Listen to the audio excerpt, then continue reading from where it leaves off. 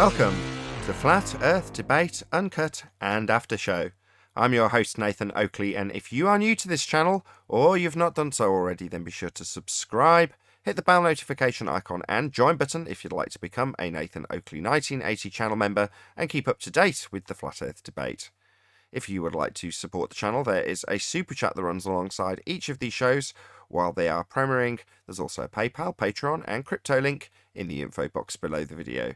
Speaking of Patreon, I'm going to do a quick shout out to all of you who do support me on Patreon. So, a massive shout out of thanks and appreciation to Malby Styles, Troy Shuker, Bo Snail, Joseph Pizarro, Samson, Maris, Mobile Max 777, Neo the One, Rob W, Open Minded, Reese Pound, Del West Watson, Mike, Muted, Dick Earth Skeptic, NA Literalist, Maria Neelands, Unbelievable Productions, Blue Ridge Ranger, Rob H, The Real Gabster, Windrider, Liam Nedrick, Abraham Mohammed, Naibai, Adrian Quintana, Skeptic936, Life is Short, Fireball X, TheFlatEarthChannel.com, Texas Mike, Edwin Johnson, Kirsten Smith, and David Wayne Foster. So another massive thank you to all of you for supporting me on Patreon. Now I'm going to hand over to Discord and G+, so you can enjoy the conversation of whoever is in there while I set up for today's live show. But before I do, there is actually also a link in the info box below this video to get £50 for swapping your UK energy supplier to Octopus Energy. So check that out at the link in the info box below this video. Well, I'm just enjoying the conversation. They condensed it real well.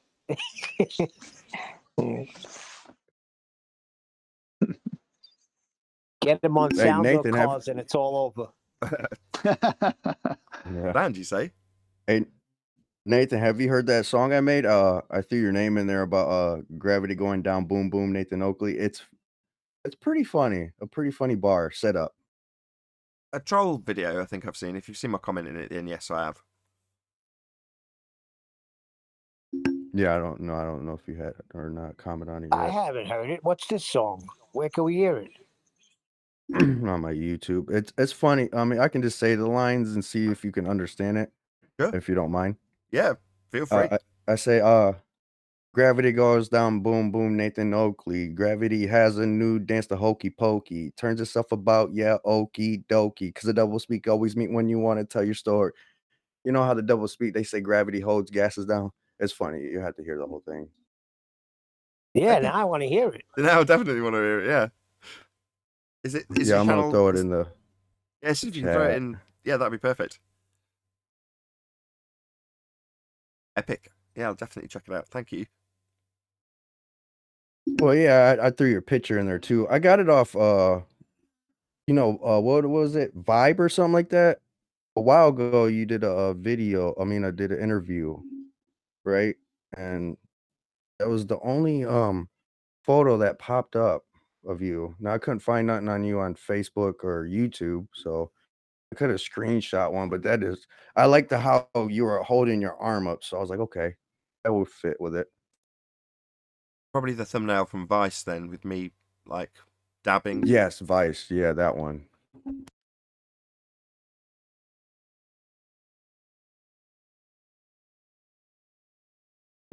I just put it in the live stream chat. Anybody in the panel in the live stream chat? Anyone grab it? We'll come to it. I just finished breakfast. You guys want me to do it now? Whenever you're ready. There's no rush. I will check it out. All right, give me a bit. Thank you.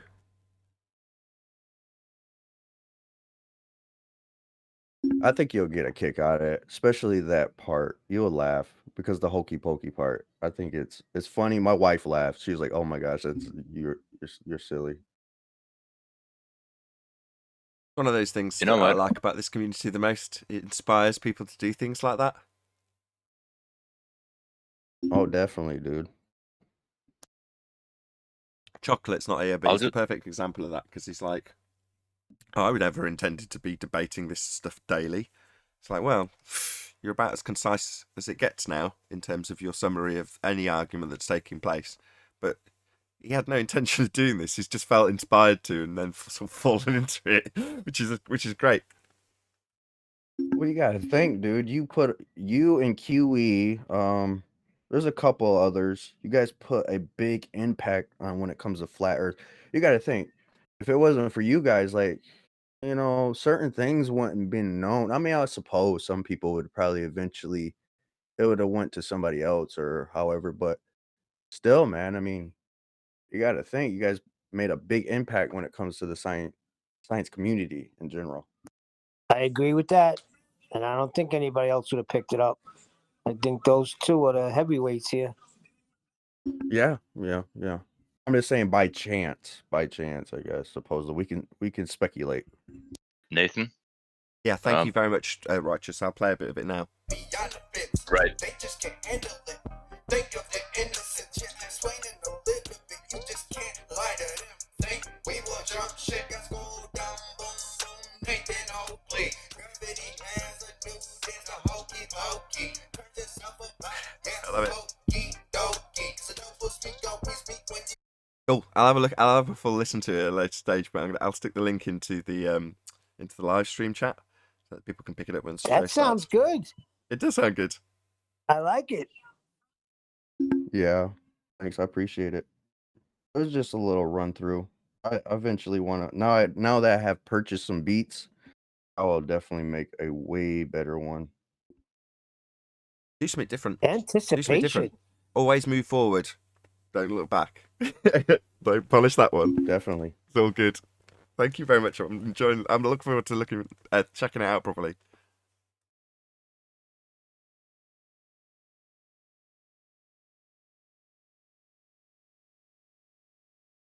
Yeah, that's what attracted me. The way you laid down the arguments. I mean, that had me from the first show that I listened to on YouTube. The necessity because of interruptions. That's the only reason they become concise. Because you're trying to get it in one breath. Interrupt you if you pause to breathe in. They'll interrupt you, so they get more and more concise as a result.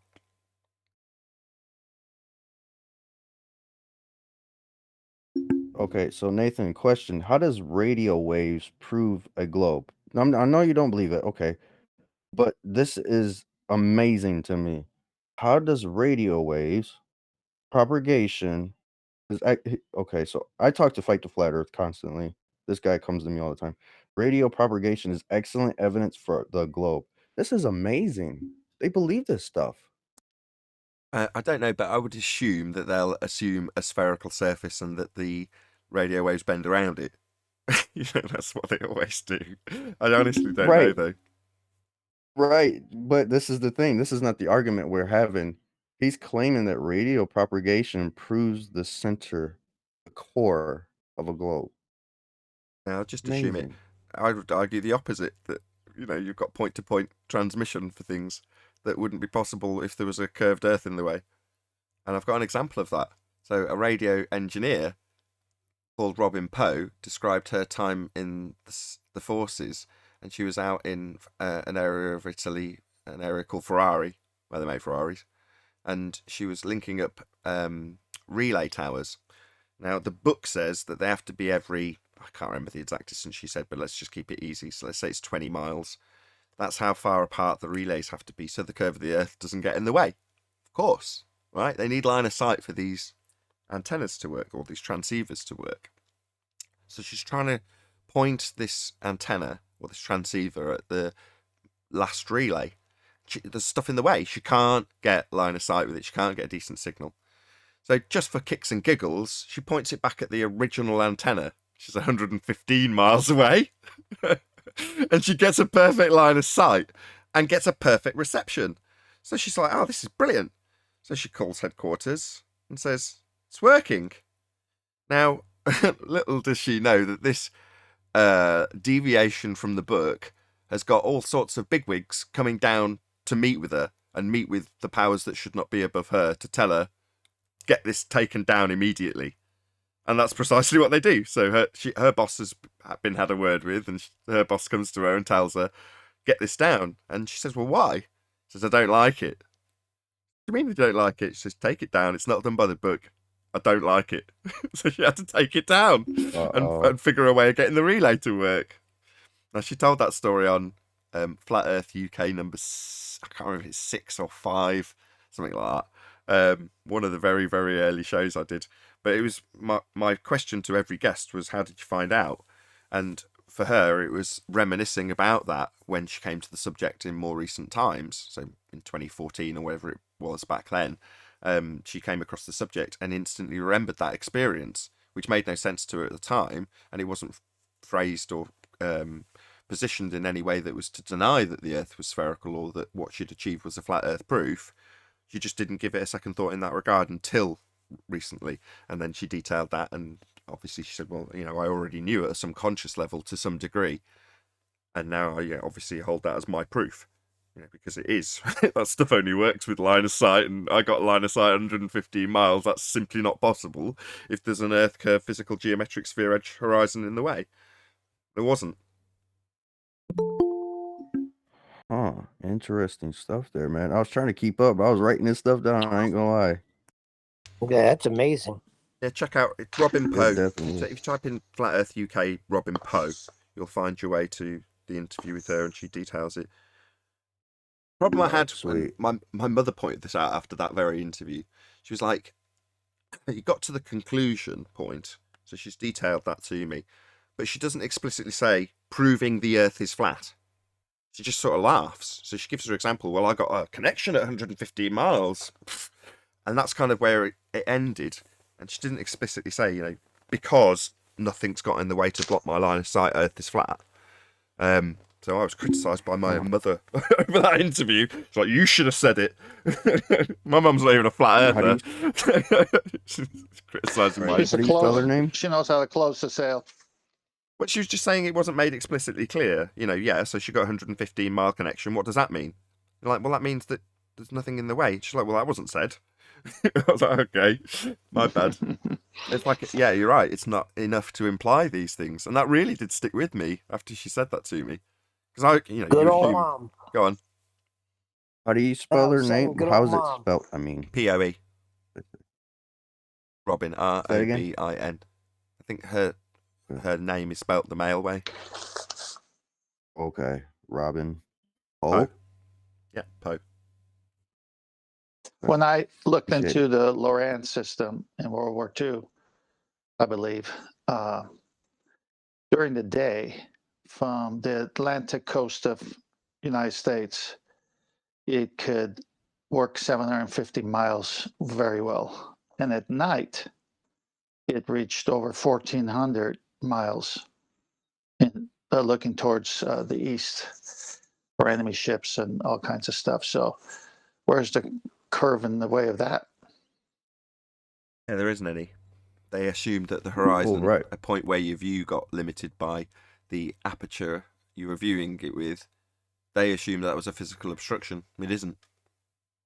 Point that you can't see any further through optical limitations. Doesn't mean that that's the end of the world or an edge for boats to fall over on a sphere. Well, they're everybody. Nate, hey, have you heard Brian. of How's it going? GPS? Sorry, go on, John. This is Mr. GPS himself. GPS is? Hold on, 10th. Go on, Don. Do you know what DGPS is? DGPS? Yeah, differential GPS. Fill me in. It is an enhancement to global positioning system, which is ground-based satellite. It's like a higher, enhances it, and just like what I just said. But he was just talking about Loran. I think that is like an off, like how they take something and just rename it. So if you look into that, just type it into Google or Wikipedia. Well, they admit to it. it. They admit that that military system was expanded out into GPS or GPRS or something like that. But they openly admit that is, an extension and an enhancement on the Loran system. The DGPS is actually what that is a coverage of. That's what they're doing there. DGPS is GPS. What they're speaking about there is the CORS system, which was put in place for surveyors in the early 90s. About a year or more later, the American military came out claiming that GPS was theirs and it was from satellites in space. But the core system is a ground-based system of towers at high altitudes. And the whole idea is to help with surveying. That was the whole idea. And it was after that it became Garmin sat-navs or whatever. But DGPS is GPS, if you know what I mean. Help how? They might be using high-altitude balloons. Sorry, Nathan, you want to say something? I was saying help how. I just want to know. I'm assuming that when you say help surveyors, you mean help them to beg the question of a sphere prior to them doing any flat measurements. But I don't know. So how does it help them? Right. What it does for surveying is that they get all the information they need via GPS directly to wherever they are. So all the location information they need, they get it from these towers. Because before they used to have to go up and get way up high in high altitudes with their tripods and their theodolites and do all kinds of calculations. Whereas once that came in, it changed everything. They put those towers into place, and now they just trilaterate the position of the GPS receivers, and they can work off of that. And the whole system then works. The whole system now works off of Cartesian coordinates. That's why GPS and GNSS have to use Cartesian coordinates, because it's using ground. It's a ground-based system on the ground, and that was put into place. That was like all the information it has, it got from surveying, and all it did was just record all that information basically, and it relays it back to the surveyor as the surveyor needs it. That's why surveyors these days are called button pushers, because they don't do all the things they used to do. Okay. Geodetic surveyors. So you stand in a point on the ground and go, where am I? And triangulate, I assume, right? You use the GPRS towers to triangulate your position. Where am I? I'm here, according to the global positioning system. Right, so therefore, it's done the nasty little task of begging the question of a spherical surface to begin with. Then they move forward and make their Euclidean measurements of a flat plane. Correct? No. Everything they're getting it in a flat. It's flat out what they're getting. All GPS uses and GNSS, they all use Cartesian coordinates. So everything they're getting is already flat out. It's not till afterwards when they mathematicalize in a globe. So there's no globe involved in GPS. I'm a bit confused then. So it's not like when you refer to Earth-centered Earth fixed as your datum, and then say, well, my zenith points to this point at the center of this presupposed spherical Earth by this datum. They don't do that. The only assumption is that it's global positioning system. Beyond that, the actual system itself is Cartesian. Is that what you're saying? Yeah, GPS uses, I've been trying to say this for ages and ages, but people aren't picking up on it. GPS and GNSS and all these other supposed navigation systems, they all use Cartesian coordinates. So they're all using flat out coordinates. Now, mathematically, all the zeniths are going to the center of an oblate spheroid. Right, mathematically, that's what's happening. And the only reason they do that is so you can get, when you look at your Garmin or you look at your phone, because your phone is second-hand information from these towers to sell towers to you. You get, when you're looking at Google Earth or whatever, you get your coordinates in latitude, longitude, and height, and your elevation is height above ellipsoid.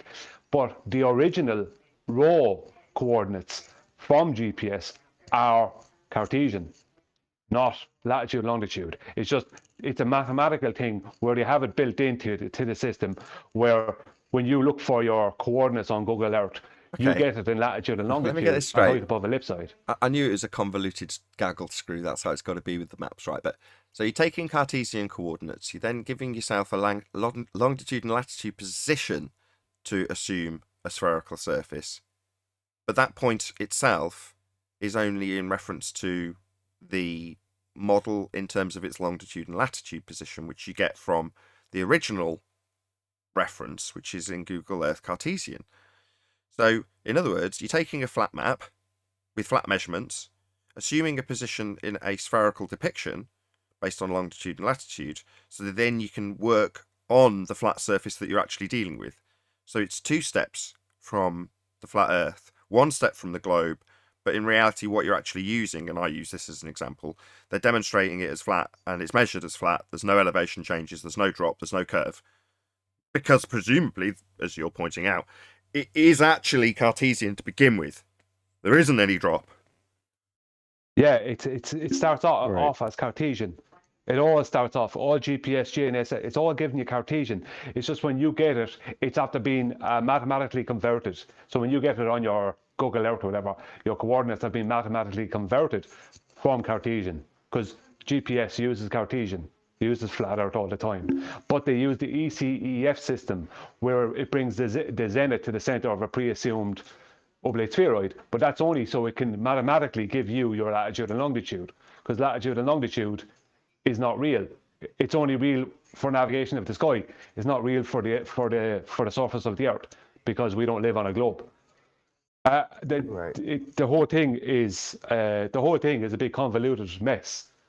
It's all flat out, but they want to keep on giving you the impression that you have a latitude and longitude. If you know what I mean. Did you want to add to me, Don? But before you do, when someone else is talking, if you can just mute, just so we don't hear you tapping your mic and stuff. Did you want to add something? One thing to say, for anyone that zooms in or out on Google Earth, Google Earth or Google Maps, wait till you zoom in and zoom out, and you get to the point where you start seeing a grid. You see a grid. That's your real coordinates. Gotcha. That's what's really going on. Go on, Don. Yeah, I don't know if do you hear that when I mute the mic? I have a mute button on it, so I don't hot mic. That's why I push it. Yeah, try and use the mute in Discord rather than the mute on the mic, because we just hear it pop in the whole time. All right, so what I was explaining is it's kind of comparing like geometric survey to, like, don't they use tangent planes for that, right? So what they do is they get a level, or, you know, a flat surface, and just in software automatically creates a globe or a sphere. Yeah. Is that what you're getting at when it comes to GPS? Yeah, that's correct. May I interject with Brian? I just want to say one thing, Kent, before you do, to Don there. What they're doing is they're taking the zenith that goes to the center of that tangent plane. Before they put a 4-quadrant, 3-dimensional Cartesian coordinate system around it, they're taking that zenith and pre-assuming that it's going to the center of an oblate spheroid, the WGS84 or the NGS80, whichever.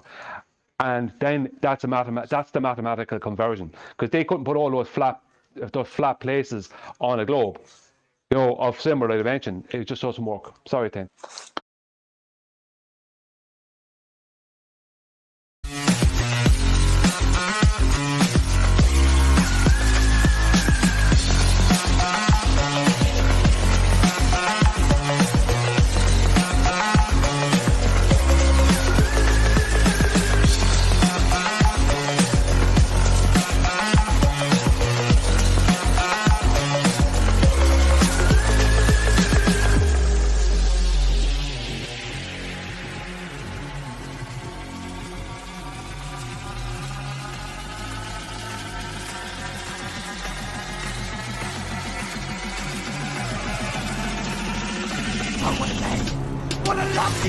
Welcome, Flat Earth Debate Live. I'm your host Nathan Oakley, and if you are new to this channel, or you've not done so already, then be sure to subscribe, hit the bell notification icon and join button if you'd like to become a Nathan Oakley 1980 channel member and keep up to date with the Flat Earth Debate. If you would like to support the channel, there is a super chat that runs alongside each of these shows while they are live, and there's also a PayPal, Patreon and crypto link in the info box below the video. Also below this video is a link to get £50 back for swapping your UK energy supplier to Octopus Energy. Most importantly, if you'd like to join the discussion, simply mute the page you are currently watching, then click the link in the info box below this video to join the panel and express your views on the nature of Earth. If you do join, please don't swear. If you do, you'll be ejected, and if you are, please don't try to rejoin the stream using sock accounts. You'll be warmly welcome back on the next stream. Please also share the show on social media. Sharing the show obviously increases the live audience, but this in turn increases the chances of a more diverse panel, so please share the show on Facebook and Twitter. One last time, if you're new to the channel or you've not done so already, then be sure to subscribe, hit the bell notification icon and join button to keep up to date with the Flat Earth Debate. Now we are joined by Brian's Logic, 10th Man, Chocolate Saiyan, Neil, and a whole bunch of people in Discord. So welcome, one and all. Hello, hello. Yo, yo. Hey, everybody. Good morning. Good morning. Just been joined by Adam Meakin as well. Hello, Adam. Um, Hello, Elijah. Hello, everyone else in Discord. Good weekend? Good to know. Any evidence of a physical geometric sphere edge horizon formerly known as Earth curvature? I was doing my pleasantries whilst on mute, Nathan. So yes, I hope you had a good weekend too. Nonsense to that. Nonsense to Adam's weekend, or nonsense to the physical geometric sphere edge horizon? No, never Adam's weekend. Any evidence of axial rotation of the Earth-based variety? Something covered in a few videos over the weekend. Nonsense again. apparently the Globers are confused and think that somehow that's our claim. Yeah, that's getting straightened out at the moment. So, yes. We can explain. We can explain how we don't experience axial rotation. That's pretty much as far as the globe can go. Yeah. Instead, they're claiming that there's unicorns in existence. We say no, there's no evidence of that. And they say, prove there's no evidence of unicorns. How are you saying that we would have unicorns? No, we're not. You are. We debunk it. We don't claim it. Hey, are we? It's like we're in this weird place where, like, explaining the existence, the non-existence of something somehow confirms its existence. It's a little crazy. Or denying a claim that they make that we have 15 degrees an hour deviation as Earth turns underneath things. That's Coriolis effect. Non-inertial spinning reference frame turning underneath inertial reference frame, so we observe not actual drift from the spinning reference frame, Coriolis effect. Now, we know that they claim Coriolis effect, but when we point out that it doesn't happen, or we ask them to show us that happening, or say, well, Coriolis effect is non-inertial reference frames turning underneath things not attached, they say, we don't claim Earth has a turning underneath effect.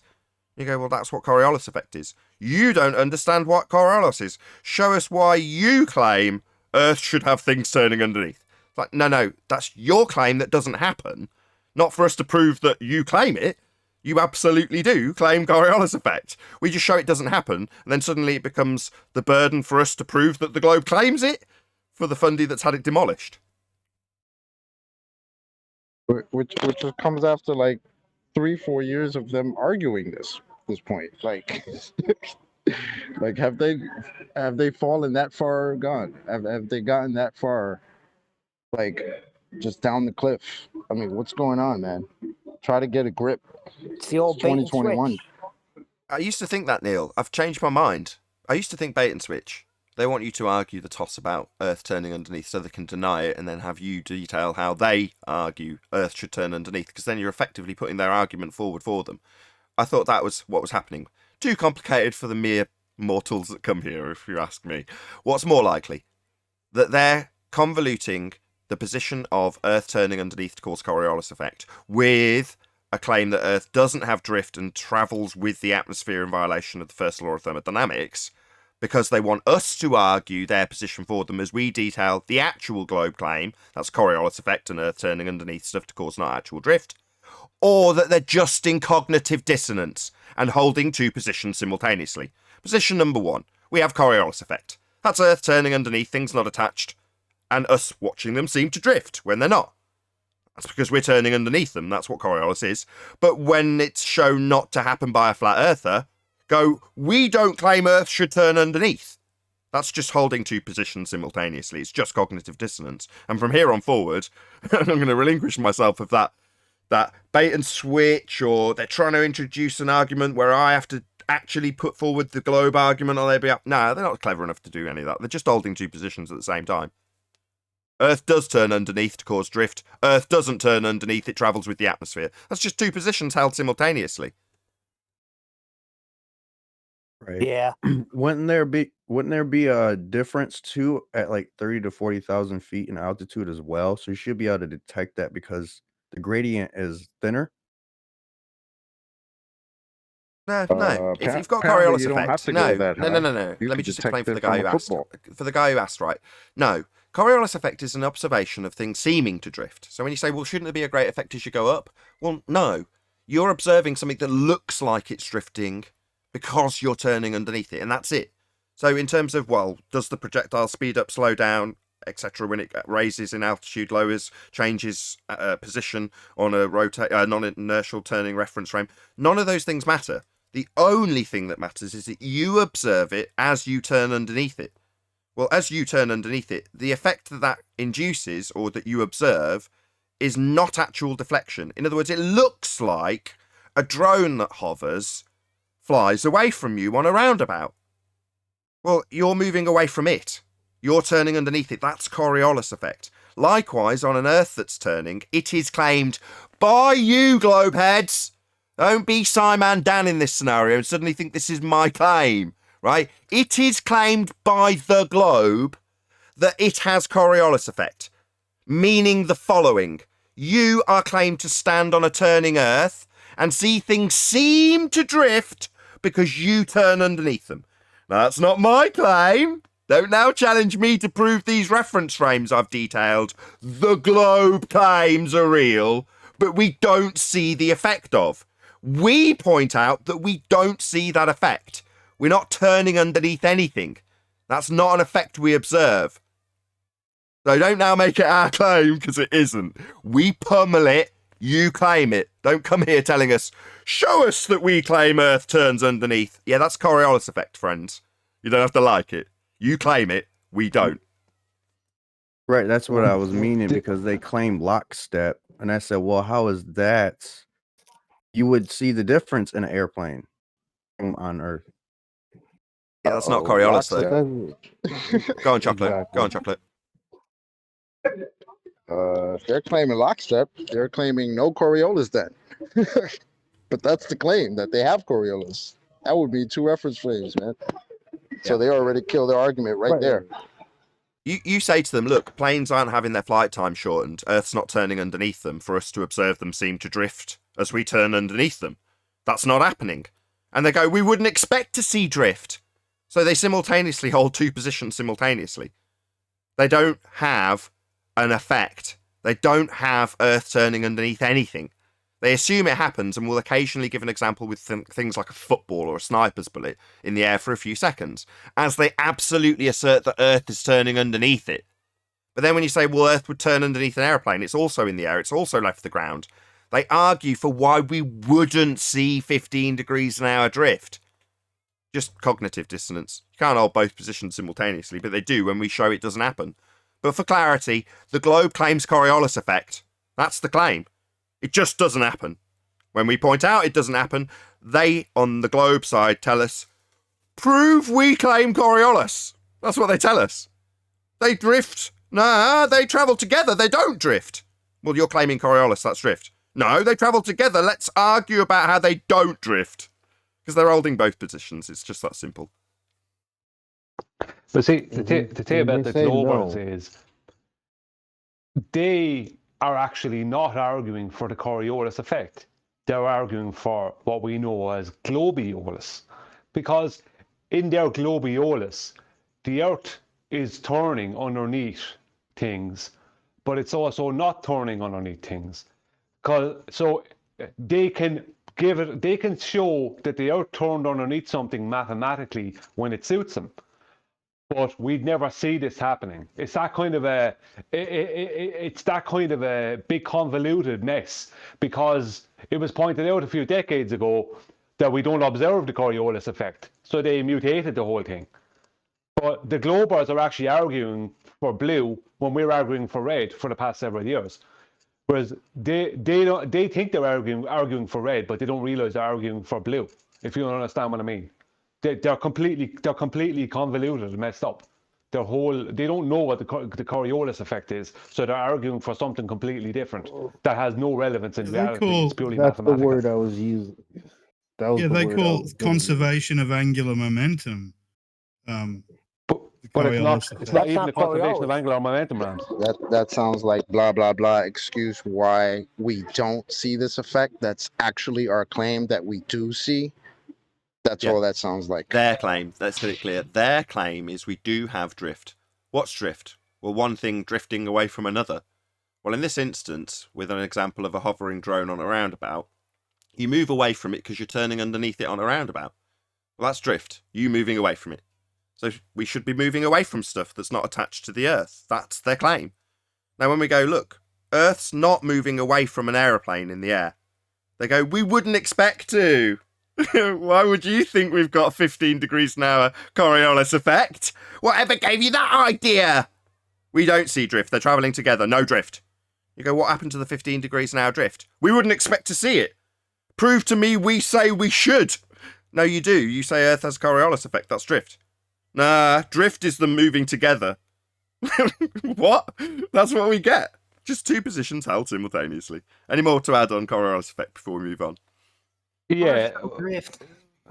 What Don, I think it was Don said that when you go up higher in an airplane, where you're at a thinner, when the air is thinner and there's less pressure or whatever, then there should be more of a deviation there or whatever than there would be just hovering off the ground in their belief of what, right?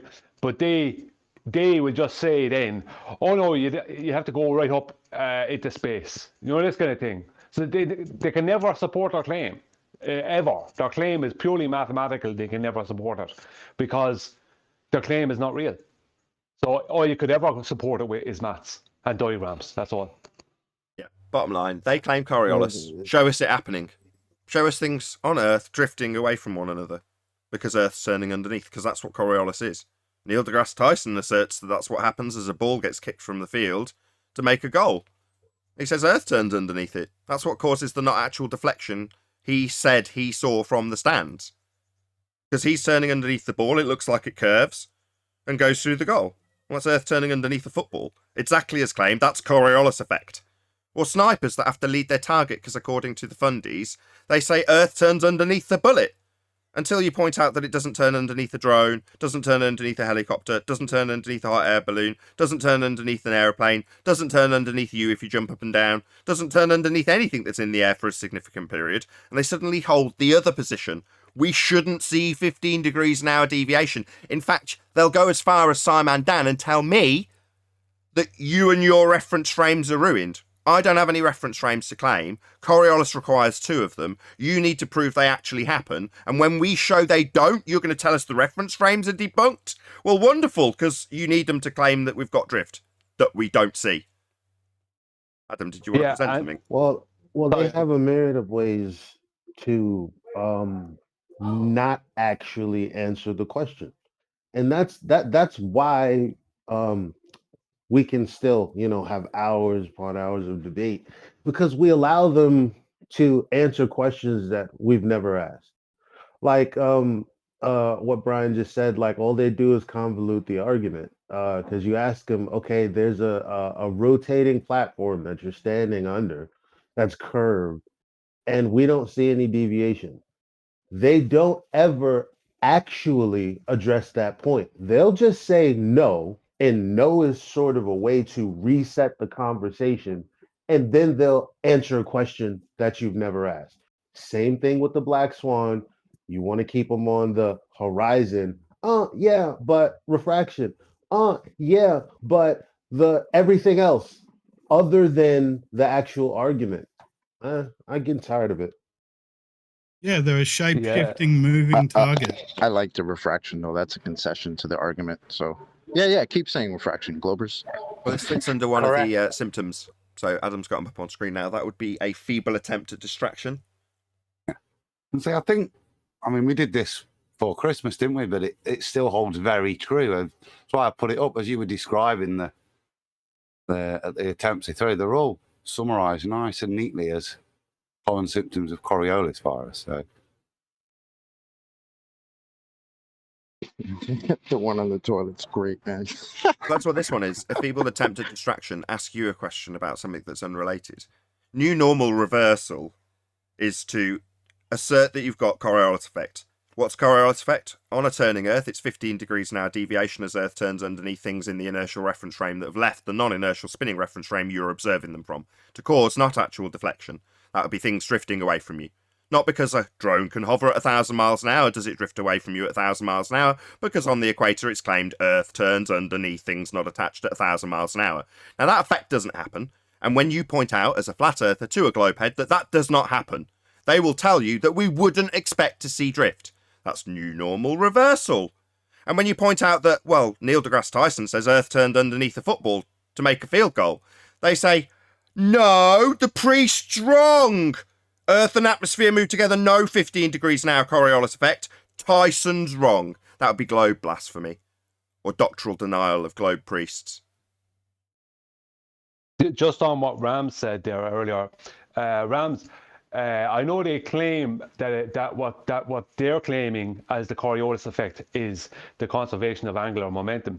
Now, for a start, as you know, that's the complete opposite from the Coriolis effect, right? But they're not even claiming the conservation of angular momentum, because they are measuring angular rate, angular velocity, and angular momentum in linear miles per hour differentials, and that's what they're doing. So they'll take the distance around the equator and the distance 30 degrees north or south and say, well, that's a different distance around. So you'll only retain the conservation of where you of miles per hour momentum of where you leave on the globe. So Stop. So when you leave the non-inertial spinning reference frame, no, that's not Coriolis, because Coriolis is observed from the non-inertial reference frame. So what they do is they start detailing what the projectile will do.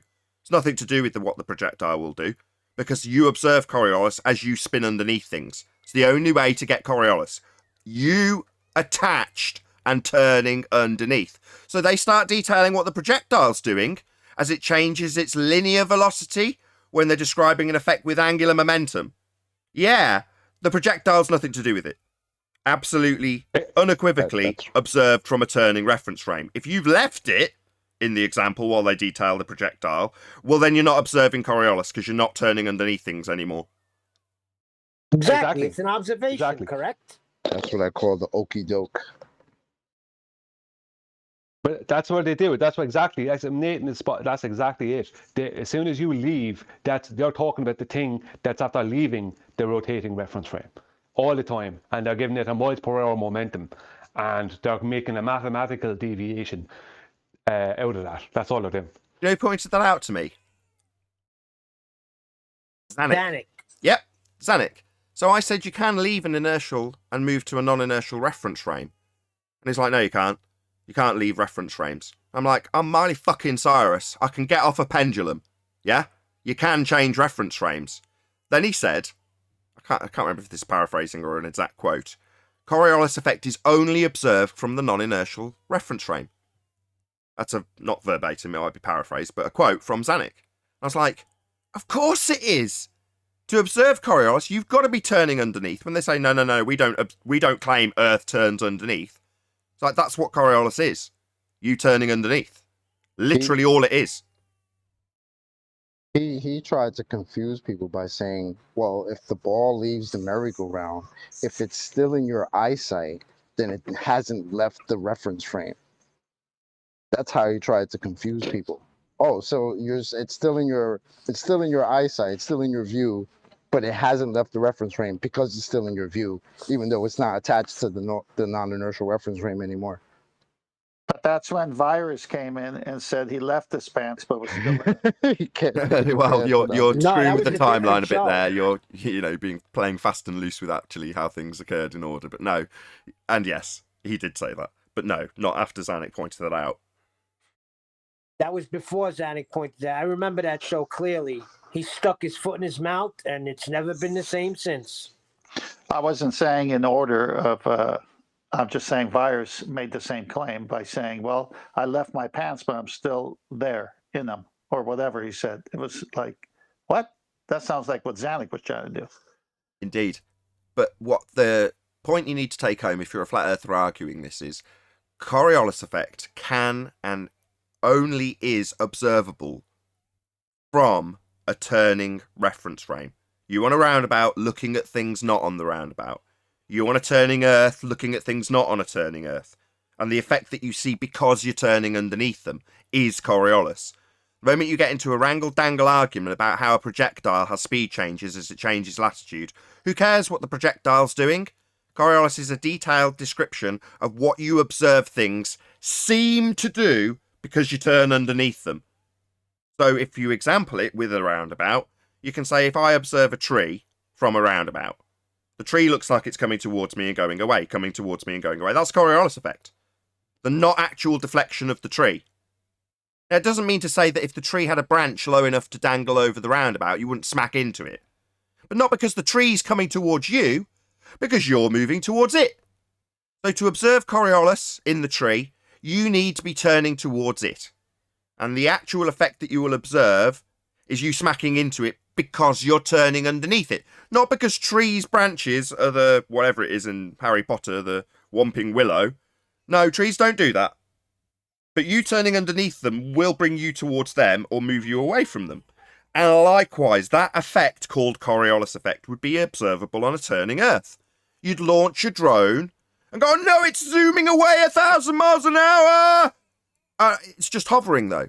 According to the globe Earth claim, you turn underneath it to observe it drifting away. At 1,000 miles an hour on the equator, that's 15 degrees an hour. So we don't observe that effect. It doesn't happen. And when we say it doesn't happen, what do we hear them cry? We wouldn't expect to see it drift.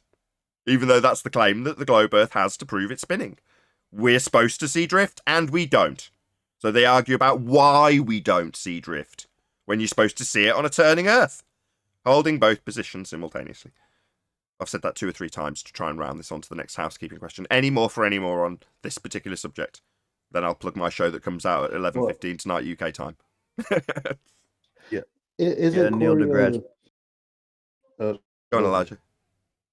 Neil deGrasse Tyson made himself look really silly when he stated that about the football. That's all I got to say. Gotta disagree with you. That is just their claim, though. He didn't make himself silly. He affirmed the actual globe claim. We observe from the stands the ball curved through the goal because Earth's turning underneath it. That's the claim. That's what Coriolis is. It's just that simple. He solidified it. Right. But we don't observe that at all whatsoever, because they will double speak. They'll go, well, this works, but no, you can't get it from a drone or a plane or a helicopter or a balloon. But this will do that, but that won't. Yeah, we covered that. But That's why do you think they struggle they- so much whenever we ask them, well, where do we see this in reality? Like just the other day, the But- other guy was like, well, a lot of stuttering and stammering, couldn't decide where to see this in reality. But Smoking the Grass Tyson tells you real quick, well, I was just watching television and I could just get up and do a quick calculation as to how this football deviated because the ground underneath rotated, right? So it should be that simple. But it's not. Yeah, it's not. They don't argue it. That's why it's not they throw him under the because bus. Because if there was a blimp filming the game, and it's claimed that Earth takes a 1/4 inch deflection to the right as Earth turns underneath the ball, therefore the field goal is made, well then that example is massively exaggerated if you're hovering above the game filming it in a blimp. Earth's going to be continually turning underneath it, like it's claimed to be turning under the ball because it's left the ground. But the blimp doesn't experience that effect, neither do hot air balloons or drones or aeroplanes or helicopters or anything else that's in the air for any significant amount of time. So we use him as a hostile witness because they deny their own claim when we point out it doesn't happen. No, Earth and atmosphere travel as one, they tell us. Therefore, no drift. Well, you're getting an example from Neil deGrasse Tyson of the ball drifting. A deflection is the not actual deflection you observe from the stand. Coriolis effect. This is That's where why I said it's silly. That's why I said it's silly, because only flat earthers that use actual science will notice that it's funny. It is. It really is. Well, that's what they're saying the sun is. You know, Go on, Adam. It's moving. I was just saying this is how and where the priests get to make their statement. Like Neil, he gets to make these statements. It's taken from some of his scripture and he quotes it. and gives it to the masses. The trouble is, obviously, is it forces symptoms 1 and 4. They're forced at trench level to go into self-contradiction and to maintain their position against a flat earther's argument. They've got no choice but then to go into the globe blasphemy and deny the obvious statements that their priests have just made, because they can't agree with them, because it forces them into that contradiction again. So they're forced into blasphemy. Yeah, because Tyson's he doesn't have to debate it. Yeah. Right? He can just state it and have some talking head, like whatever that guy's name is that's on Star Talk with him all the time. Just say, yeah. You know, everything you say is great. It's wonderful. Right? He's never going to have anybody challenge that. That's why he can say it. And that's why the people that are challenged on it, they throw him under the bus hard and fast. I think Nathan, Or they'll argue Nathan, that you we're recall misinterpreting the them. guy. Hold on, I got 3 people. I had Rams first, then 10th, then Elijah. Go on, Rams. Or they often argue that you're misinterpreting what they've said. That's the other way they'll go. Or demand that you give a citation for their claim. Ultimately, just a burden of proof reversal fallacy. You've got to now prove my claim is actually my claim because you've disproved it. Go on, I was going to say the other day, that guy came on and you gave him the roundabout example. And he took the roundabout example and he says, yeah, the outer rim speed of the roundabout is more area to cover. So you're moving faster. But if you go to the middle of the roundabout, it's a much slower speed. And you nailed him on it, because you said, well, that's not Coriolis. We're talking about a not actual drift that should be taking place. So they've changed the argument to the outer rim and the inner part of a roundabout spinning, rather than the Earth spinning underneath things. Yeah, well, correct. Well, that was actually QE that caught that, and it was QE that held him to task on it. Detailing speed changes has nothing to do with you observing things not actually drifting, only seeming to because you turn underneath, because that's what Coriolis is. Nothing to do with speed changes on a roundabout. That show actually comes out tonight, so I've already scheduled it with the trailer for it, and the trailer I also released. So check it out. Be here or be sphere. It's at 11:15 UK time, after the most recent, or just before the weekend's Uncut and After show that goes out on my second channel. So at, let me get it right, I think it's 9 PM UK time, the Uncut and After show goes out on Nathan Oakley channel, and then when that finishes at 11:15 PM on the main channel, Nathan Oakley 1980, is just that section, i.e. that guy's debate for the last, 30 minutes, maybe a bit longer, of the Uncut and After show 1347, I'm going to say. Anyway, that's being trimmed out and it will be rebroadcast tonight. I thought you did really well there, Nathan, on that one, because it was a good example of what they're discussing Coriolis, and he's desperate. He's trying to set up those analogies on the roundabouts to try and turn Coriolis into Globiolis, and you never let him get anywhere near it. You kept him on Coriolis, even though he was trying to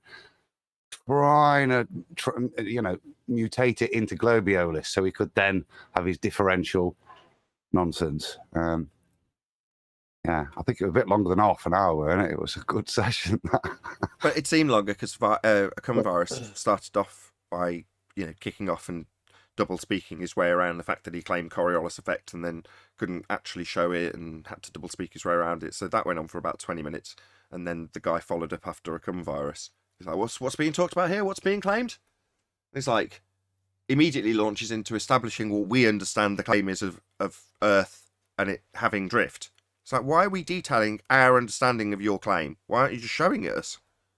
Well, because it doesn't happen. I think, but most of the problem is that they don't even understand their claims, because at some point he started saying, I believe he was saying, well, what do you mean? Do you mean the drift, or do you mean the Coriolis? Not understanding that's what the hell the drift is called. Globers, the apparent deviation, that's called the Coriolis effect. That's what we're talking about. And eventually it's visual drift, not actual drift. Yeah, but eventually we got to that, though. We got to the point where he's got two different positions simultaneously. Well, we don't say that everything should have Earth turning underneath it. It's like, oh, right, well, where's this reference that says Earth has sometimes got Coriolis effect, but sometimes doesn't? He's like, well, no, I don't have a reference for that. It's like, yeah, because it's a contrasting position. You can't have Earth with Coriolis effect and Earth not with Coriolis effect, even though you want to argue for why Earth doesn't have Coriolis effect, because it doesn't have it. Even asked me at one point, can I argue against that? So it's pointed out that Earth's claim to be turning underneath stuff at 15 degrees an hour to cause Coriolis effect. He said, well, I'd like to argue against that, please. Like, what? Your globe argument that you're supposed to actually prove, you want to argue against that? Yeah, I do, yeah. Because I don't think we claim that. It's Did like, you what? hear me in the back? I was like, yes, please argue against that. Go ahead. Go ahead and debunk your own claim. Sure, we'll listen.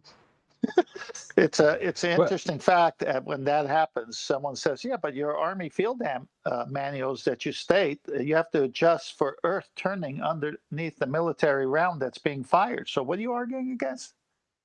That they travel together, no drift, no drift. And then they want you to cite it. You know, it's a useful opportunity for me to point out how stupid Simon Dan is. Because Simon Dan didn't understand what Coriolis effect was, to the point where, when I detail what the globe claims, he told me that the reference frames used to describe Coriolis effect were debunked. It's like, you don't appreciate that is your claim on the globe, that you need to show drift with 2 reference frames. But when I highlight that is a globe claim that doesn't happen, you tell me the reference frames we're debunking are debunked. Well, thank you very much, Simon Dan. Yeah, we agree, you and your reference frames are ruined. There is no drift. Maybe give us another example of a man not drifting on a trampoline. Because that's really useful to show how people don't drift. And Go on, that's why I whoever that was is. trying to jump in earlier.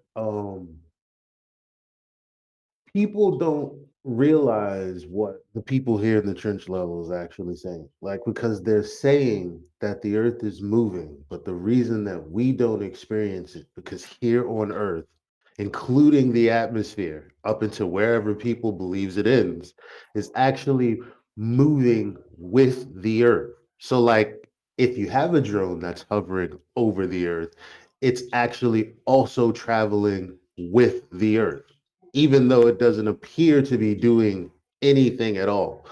I think people would think that that was absurd if you was telling them, hey, the atmosphere, everything that you experience is surface winds from different directions.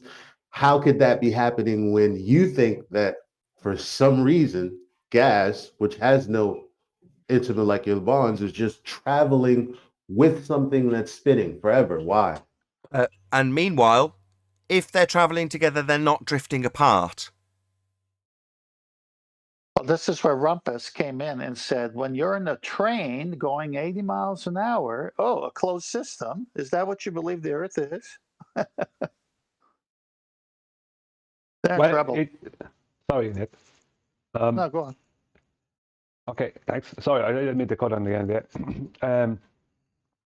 It's all, everything they do is, like, especially the Coriolis argument is the best globe flat argument there is, because it shows up what they have to do.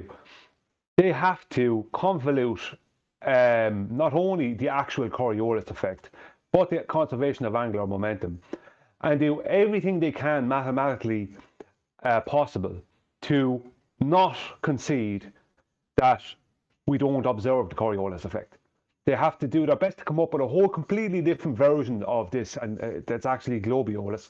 Because as has been said on the show a few times recently, as soon as they concede to any of it, the globe is over. So if even one of them concede, that is Coriolis effect, we don't observe it, that's that. They can't, that's that. Then they're on a stationary, they might believe they're on a globe, but they're on a stationary globe. That changes everything. It's like Jenga, isn't it? You keep pulling out those blocks, something's going to fall. And that's the problem. They can't concede to anything, because as soon as they make any concession about anything, the globe is over for them. So we're fighting against it's not argument against argument. Our arguments win all the time. It's us trying to get them to concede that reality is not what they think it is. It can't be done. It can't be done. So in that regard, we're just appealing to the audience, and I've said this many, many, many, many times. What we are selling isn't going to get bought by our opponent, but the example will be heard by the audience of them having absolutely no humility, refusing point blank to accept when they've lost their argument, reasserting their argument for a circle jerk chant session when it's been taken to pieces, holding but two positions at the same time, having both positions pointed out to you, and then being told that you don't understand, even though you've demonstrated that they're holding two positions and highlighting those two positions, repeating their two positions back to them. You get told you don't understand and that you need to hear the positions again. That's very telling for an audience, but you're never going to get them to say, yeah, I get it. I can't both claim Earth and atmosphere travel as one to give no 15 degrees an hour deviation. That's a Coriolis effect. And Earth has Coriolis effect, as is claimed to prove it's been. I can't hold both positions because they can't both be true. But I will hold both positions, and when you point out that one's wrong, I'll hold the other one. When you point that's wrong, I'll demand you prove that's a claim I make.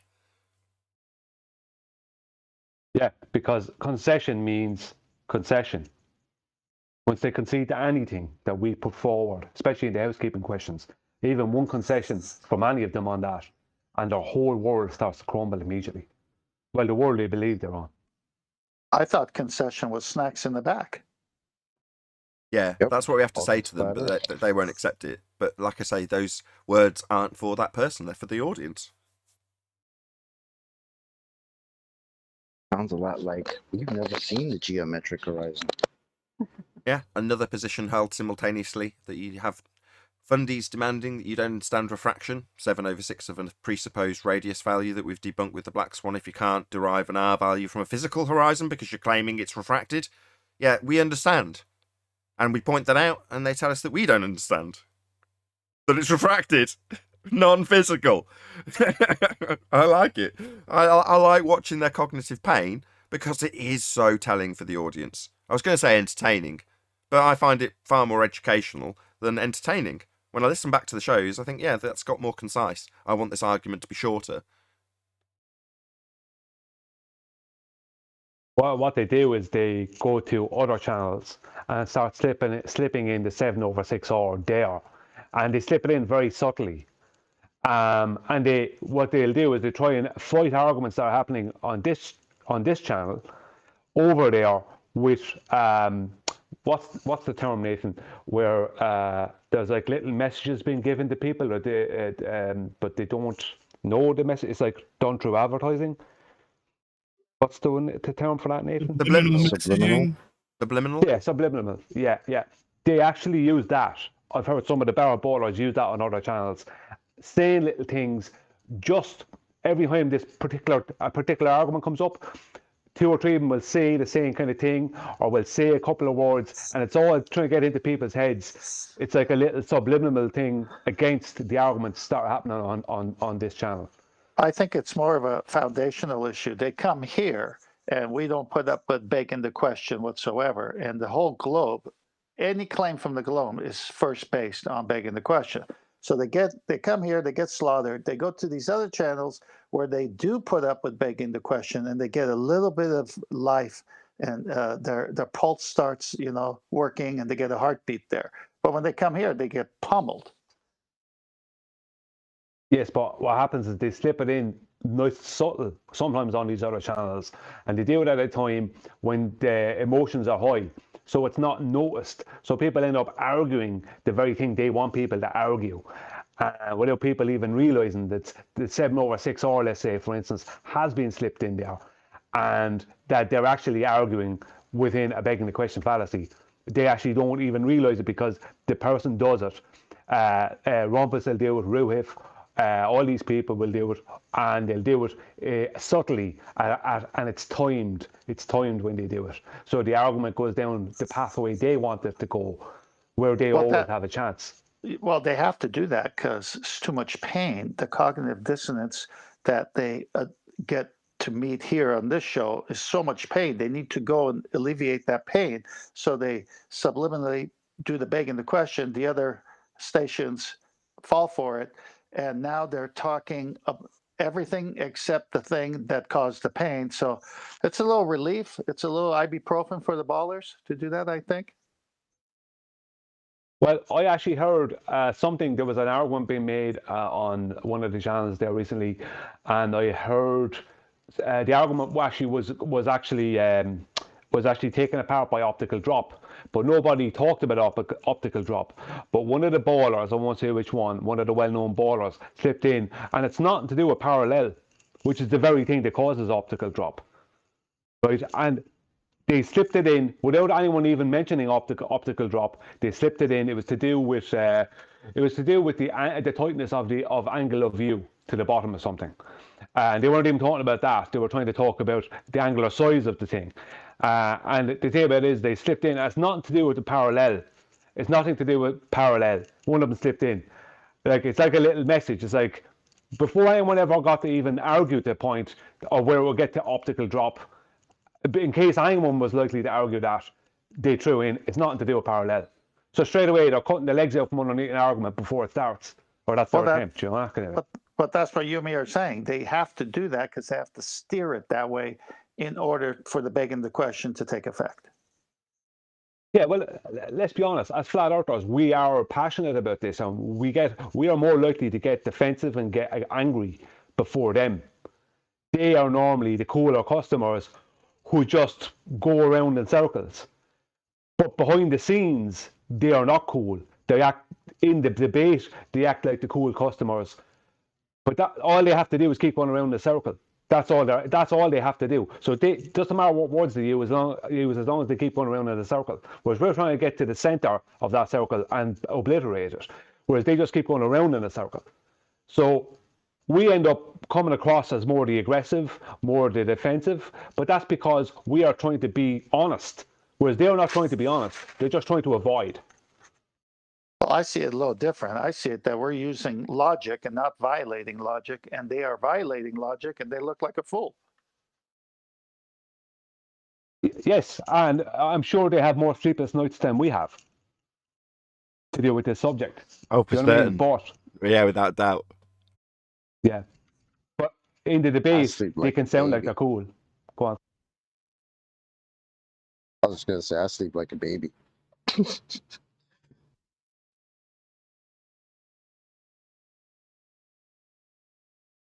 Nathan, do you want to play that They feel little happy and that little video that I put in the chat the other day? Just a nice little concession from a baller. Which chat was that, and where do I find it in Yes I Can? Gosh, give me a second. Okay, go on, Rams. a lot of the ballers feel happy and safe in the knowledge that they're on the side of the world consensus. Although we realize how meaningless that really is, they find comfort in it. Again, I don't want to be disagreeable with you. I think it's the other way around. In other words, they fear the rejection that an acknowledgement of these arguments would leave them with. They suddenly wouldn't be standing with consensus, and I think that idea terrifies them. Yes, absolutely. Yep, I agree with that. But they'll say, well, nobody thinks you're right. The majority agree with me. I'm on the side of consensus. Like somehow that will bring them comfort. Yeah, that's true. Doesn't make you right, though. And we can prove how you're wrong. And as you say, none of us have got sleepless nights over this. None of us give it, well, I don't know, I can't speak for everybody. After the show's done, I give it little to no consideration beyond the statistics of YouTube. Obviously, I've got my 100% full passionate flat earth hat on while I'm doing the show. But after it, I'm not worried about how some argument went. Far from it. Because it makes no difference to me. I'm not going to ever climb back over the blue pill wall. It's impossible to do, you know, once you've realised the nature of your reality. And you've been, in my case, spent 4 or 5 years with people presenting absolutely no evidence and then moving on to demolishing the claim they use as a straw man that we don't understand science. Turns out they don't have any science. There's absolutely no proof whatsoever that we live on a spinning sphere flying through a sky vacuum. In fact, many of those concepts for that philosophy stand directly in violation of natural law. It's absurd to think you are on a ball. So am I going to go to sleep thinking, oh God, I stand on the position that stands in direct contradiction to the Western world's view that they're on a sphere? No, I feel very much relieved that I'm not on that nonsense merry-go-round anymore. Thank you very much. I've never felt personally comfortable being on the side of consensus. There's always felt something wrong about it. Can I give an example of that? Remember back in the day when the consensus was no one believed in germ theory of any kind, so doctors rarely, if ever, washed their hands between one operation to another.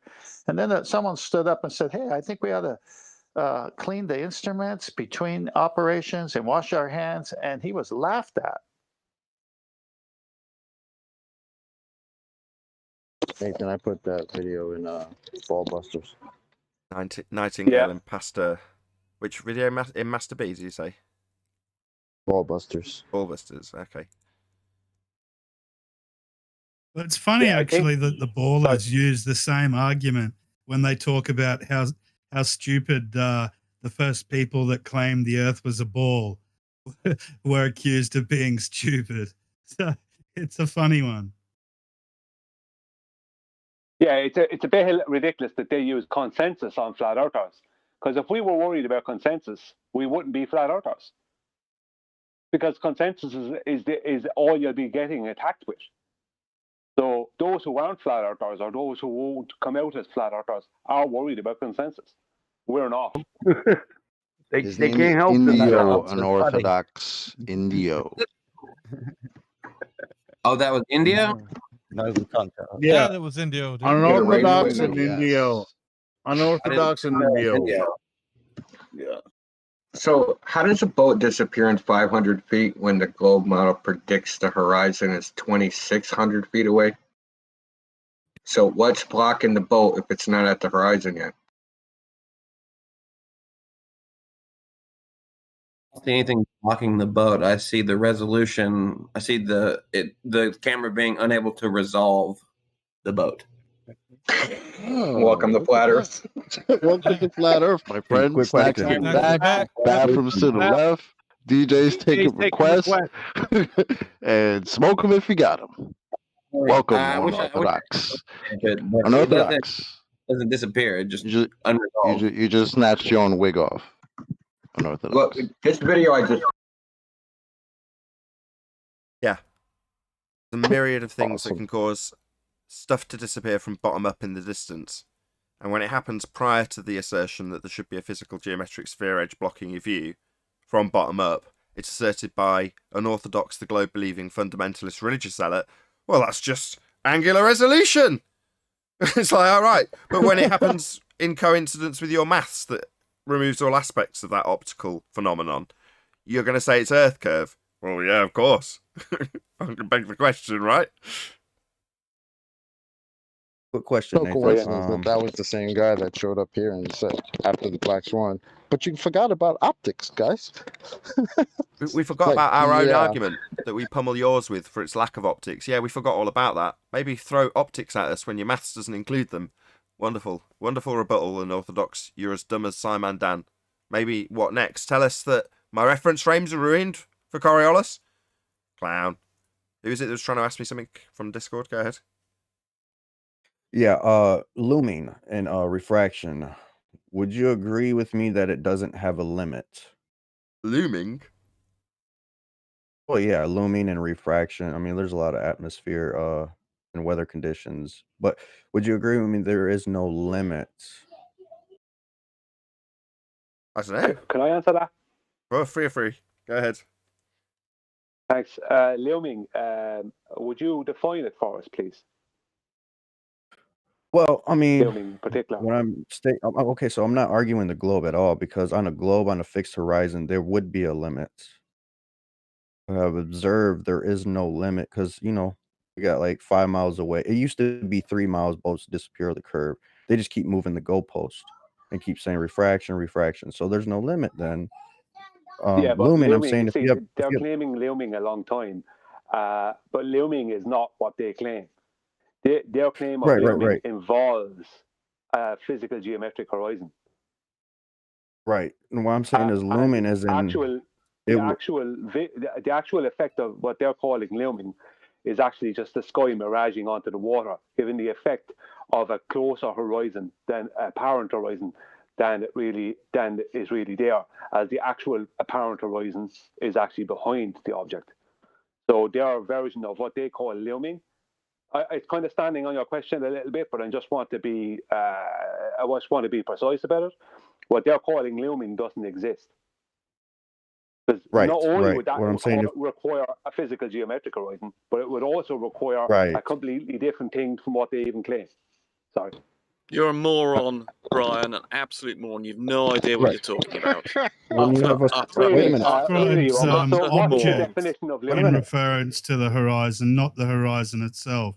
Right. Wait a minute. What I'm saying is, if you have a small amount, like a very, very minute amount of looming, that could affect the distortion What's and looming? make your observation appear that you're seeing the half of the boat disappearing. Yeah, but what's looming? Rumpus is really the person who should define this. Rumpus, would you give us the official definition of looming in accordance with your model, please? Well, looming is the raising up of things above their geometric position due to refraction in the atmosphere caused by the fact that what would be their normal the geometric atmosphere is position? denser at the ground level than it is at the top level. That leads to light bending down, which but causes things what to would be appear their, higher than they what would be their higher geometric than Yeah, they but with geometrically respect are. to the Jesus horizon. Christ! Stop Stop interrupting me. interrupting. I was there. I've nearly finished. Finished now, idiot. Yeah, what's their geometric position? You said with their normal geometric position. What's their normal geometric position? Well, the normal position is if their geometric position in 3D space. They appear No, that's not to not the be official. at That's their not the geometric official position in 3D space definition because of light looming is according to your model. Brian. because light doesn't travel in straight lines through the atmosphere. It is bent due to refraction, and that causes things to be raised up Hang in the on, normal standard refraction case. you are begging the question of a physical geometric horizon here, Correct. but His you're not refractions admitting it. are based, so No, yes, it's nothing he's to do with begging the question. horizons. It's got nothing to do with Yes, it horizons. does. Oh, has it not? Because I've got a quote from the Rumpus that says, and I quote verbatim, "You know it's looming because of its position with respect to the horizon." That is a direct verbatim quote from Rumpus. It has a No, lot to do, looming happens actually. to everything. It doesn't have to be beyond the horizon. It can be this side of the horizon, the other side of the horizon.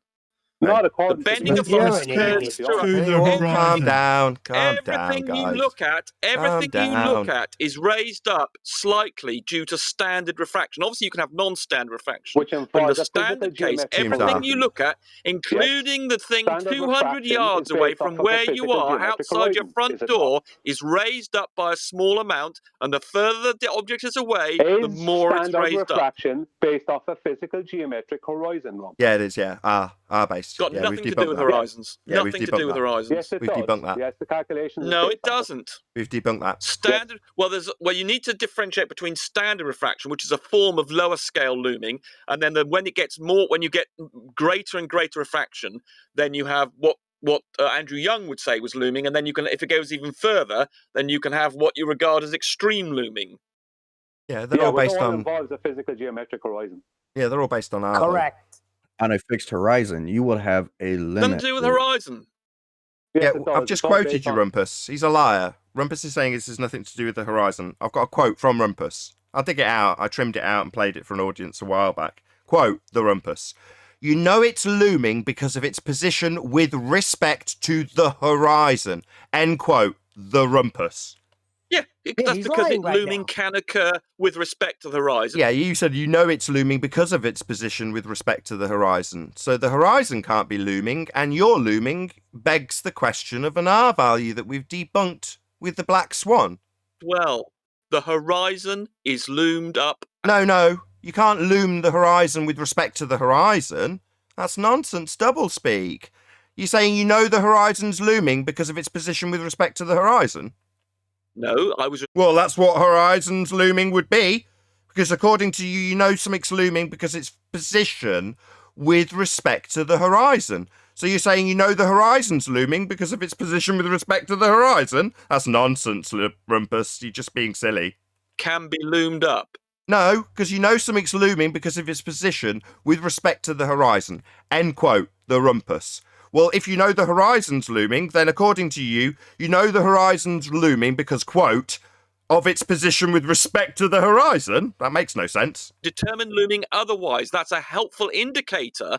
Your looming assumes R. You haven't addressed that yet. Do you want to assume your assumption of R that we've debunked? because you'd need a physical geometric horizon that's not refracted to get this R value. So loomed. Do you want to address that? Or maybe talk through me constantly? Choice is yours. I'll give you a couple of minutes to decide. With respect to the horizon. Yeah, you're going to talk through me constantly, or maybe address me? Rumpus, coward? Everything. Coward? Coward? I have no idea what you're saying. Talk through me constantly, because coward? You don't let me finish a sentence. Yeah, now you can tell me that I'm not letting you finish. So we've brought up the issue of R. We've debunked it. It's dead. And we've debunked it by proving it's not physical. And you're now arguing for a not physical horizon, so you can't get R.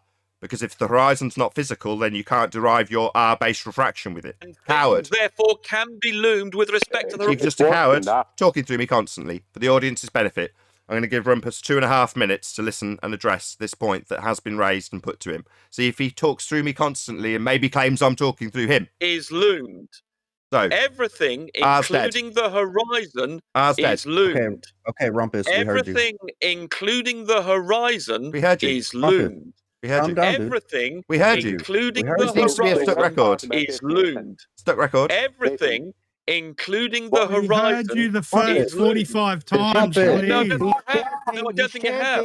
Everything, including the horizon, is loomed. Now, I've said it now. See, that was easy. Nathan, Just give me 5 seconds, and then you can now respond. It's your turn. Okay, your looming includes an R value that has been debunked by a modus tollens Not been argument. debunked at all. Oh, I only needed 5 seconds. My God, you needed 50,000 repetitions of the same thing, but you can't let me address you. You Because you total overtalked coward. What a coward. It's annoying to be able. What a coward. I'll try again. So the R value you're using to claim the horizon is moved with respect to the horizon, that would be looming, is using an R value that's been debunked by the following argument, if you can tolerate it and aren't a coward.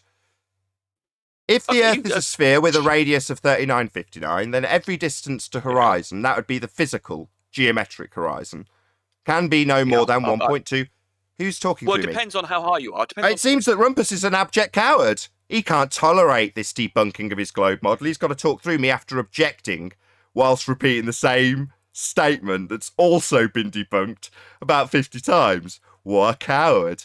Now, if you're on the globe side right now, I'd be pretty disappointed in your compadre, because I'm just trying to put an argument to him that debunks his assertion that he's made 1,000 times. The horizon's moved with respect to the horizon it's loomed. He said that about 50 times and I'm addressing it, because your refraction value uses R that needs a physical horizon, and you're moving the horizon to a non-physical location with that statement.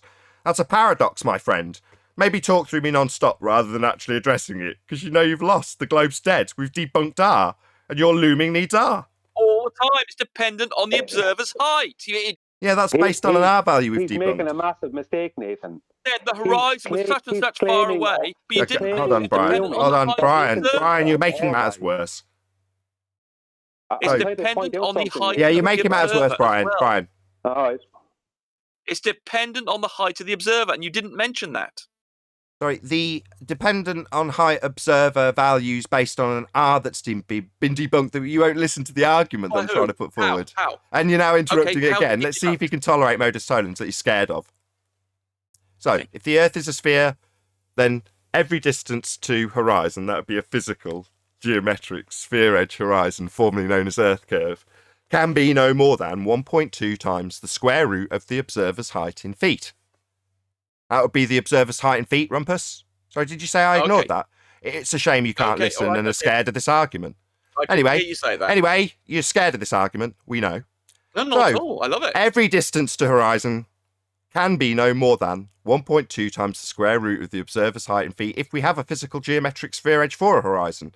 Now, that is the horizon that is being utilised, scared of the modus tollens argument, ladies and gentlemen, and that's to derive your R value. Can I reply? I'm going to have to kick him out. He's scared of modus tollens. You scared of this? You scared? finished? I haven't even got to the end of the argument yet, and you're scared to hear it. Come on, then. Jesus Christ. I don't blaspheme here. Just because we've destroyed your globe Earth, now I'm going to crucify it.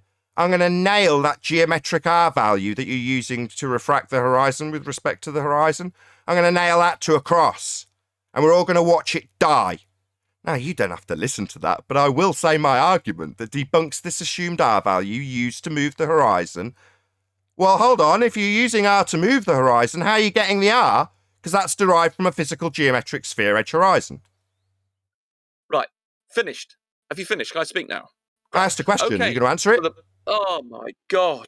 I asked a question. You don't need to continually blaspheme. I'm asking a question. I'm asking if you're going to answer it or maybe acknowledge the question. Are you? Maybe you're just going to blaspheme non-stop while I pummel you and crucify an R value that's moving a horizon that needs to be physical to have the horizon move with an R value that it's derived from. I'm trying to reply to that. I'm trying to reply to that very argument you've just made. The point is that you're going to use an image, a photograph, as an example of this, and of course that's affected by refraction. A geometric horizon is not... Sorry, the refraction that the R value's been derived from a physical sphere-edge horizon with? Well, that refraction's got an R value that needs a physical horizon, doesn't it? Refraction. Yeah, that refraction's got R in it. Standard refraction, terrestrial refraction, that needs R. Well, that R is derived from a physical horizon, and you seem to be moving the horizon with an R value that's derived from a physical horizon to make the horizon be refracted. Well, you can't refract the horizon with R if you can't get R because R needs to make the horizon physical. This is a paradox, Rumpus. You're not addressing it. You're saying I'm not accounting for a fraction that needs a physical horizon to be applied. But you don't want to listen to that because you're scared of the modus tollens argument. You're scared of it. You don't want to listen to it. You want to just bark refraction back at me and ignore the actual argument. No refraction, Nathan. Don't allow for refraction. It's very... Well, 7/6 of the radius value derived from a physical geometric sphere-edge horizon formerly known as Earth curve. That refraction. No, that's standard refraction. So standard refraction that needs a physical horizon. Yes, I do know which refraction you're using. It's got an R value in it that needs a physical horizon. And you're telling me you're going to use that R value to move the horizon into a non-physical location? Well, then the horizon's not a physical location, Rumpus. But yet your R value needs it to be. When you're dealing with an apparent horizon that's... Apparent? But your R value's got a physical geometric horizon, so apparent would be non-physical. So you admit that the horizon's not a physical sphere edge then. It's not a physical horizon, it's apparent, right? Non-physical. Atmosphere that refracts light. Yeah, at the rate of R that you need the horizon to be physical to derive the R from. So to get this R value, you need the horizon to be physical. And you're saying, well, with a physical horizon, to get an R value, I'm going to move the horizon to a non-physical location with the R value I got from the physical horizon. Allowing for refraction. Well, R-based refraction that you need a physical horizon for. Yeah, we're going round in circles, Fundy. Share your pain. Horizon.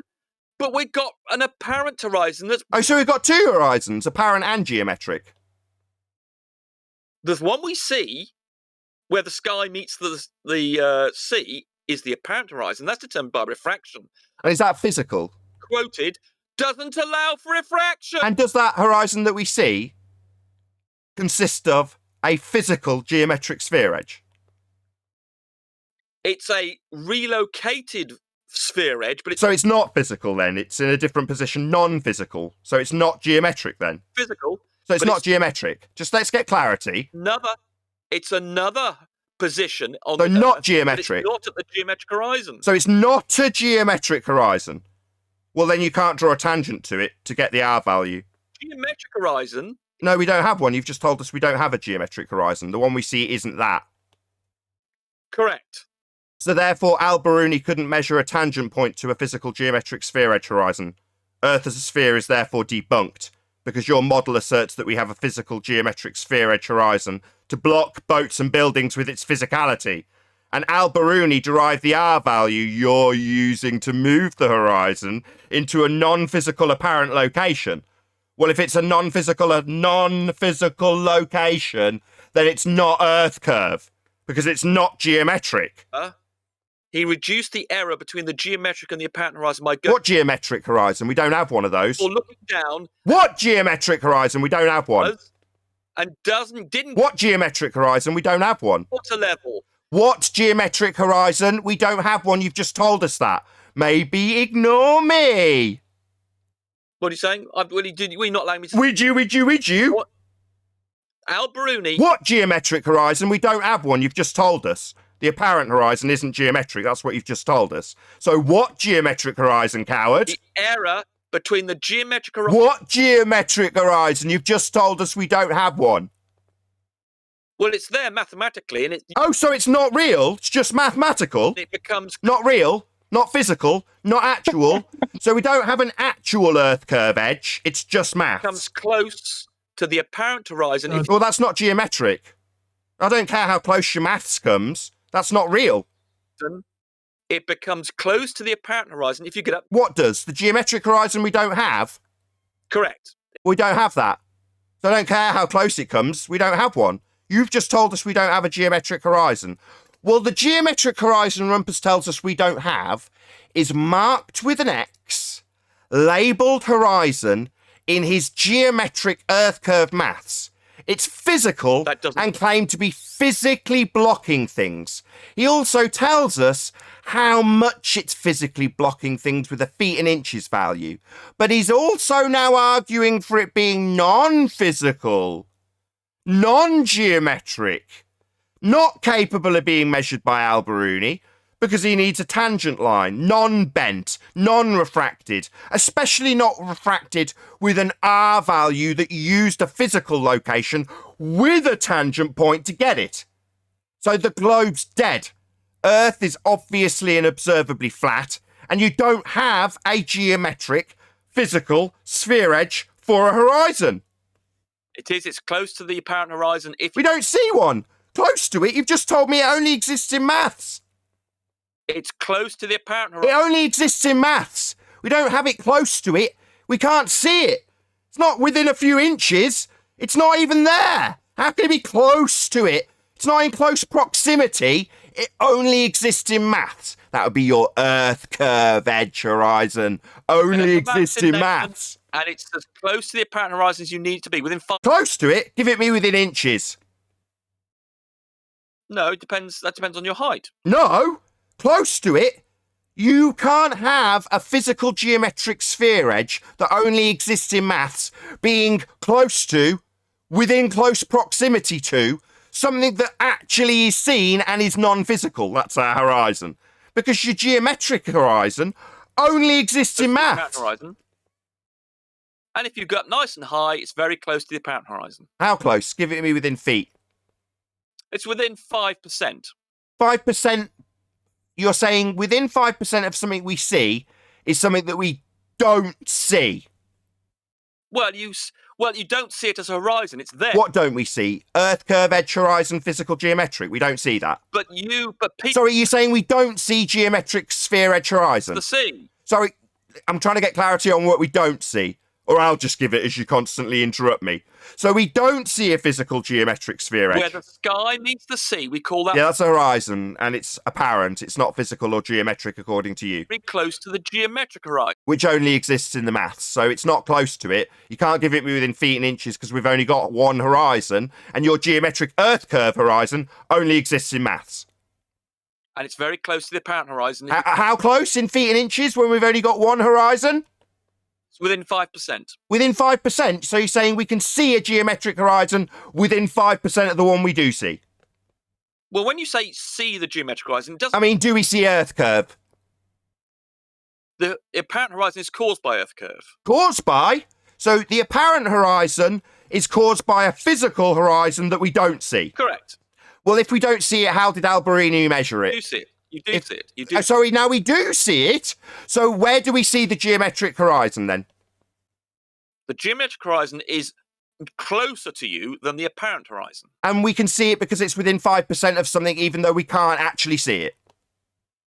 Well, you can see it. It's just... So we can see a geometric sphere edge horizon. So we can see Earth curve. Of course you can see Earth curve. Show me a geometric sphere edge horizon. Okay, any picture you take of a horizon will it have the apparent horizon in it and just... Apparent means not actual. Physical geometric, not apparent, that means not actual. Listen, you're interrupting. Do you not understand what apparent means? Do I need to educate you as a flat earther? I know you're frightened of my... Do you need me to educate you? I'm not frightened. Do you not know what apparent means? I know you don't want me to give... Scaredy cat doesn't know what apparent means and is now obfuscating it. You look Do you need me to educate you on what apparent means, coward? And you see a horizon... Do you know what apparent means? And the geometric horizon... Sorry, we don't see a geometric horizon. It's apparent. Apparent means not actual, appearing but not actually. You don't know what apparent means. You're thick. It doesn't look like a horizon. You're completely thick. You came here accusing Brian of being stupid. Yet in reality, you don't know what apparent means. That means not actual, not physical, not geometric. Where the sea meets the sky. Yeah, that's apparent location, not physical, not geometric. Closer to you, but it doesn't look. There's nothing about it visually that makes it look like a horizon, because it's not. The apparent horizon is what visually looks like a horizon, and that's a little bit further away than geometric horizon. But if you're up nice and A high, little bit further away, But give it me in geometrical feet, horizon, give it me in inches, give it me in an actual physical measurement for the second horizon we don't see. but it's a percentage. A percentage is a mathematical value, not something we see.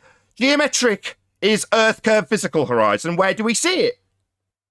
You see the geometric horizon slightly closer to you than the apparent horizon, but it doesn't. Give it me in inches and feet. How much closer is this second horizon? It's about 5% closer. We only have one horizon. The horizon in your geometric sphere edge mathematics is physical.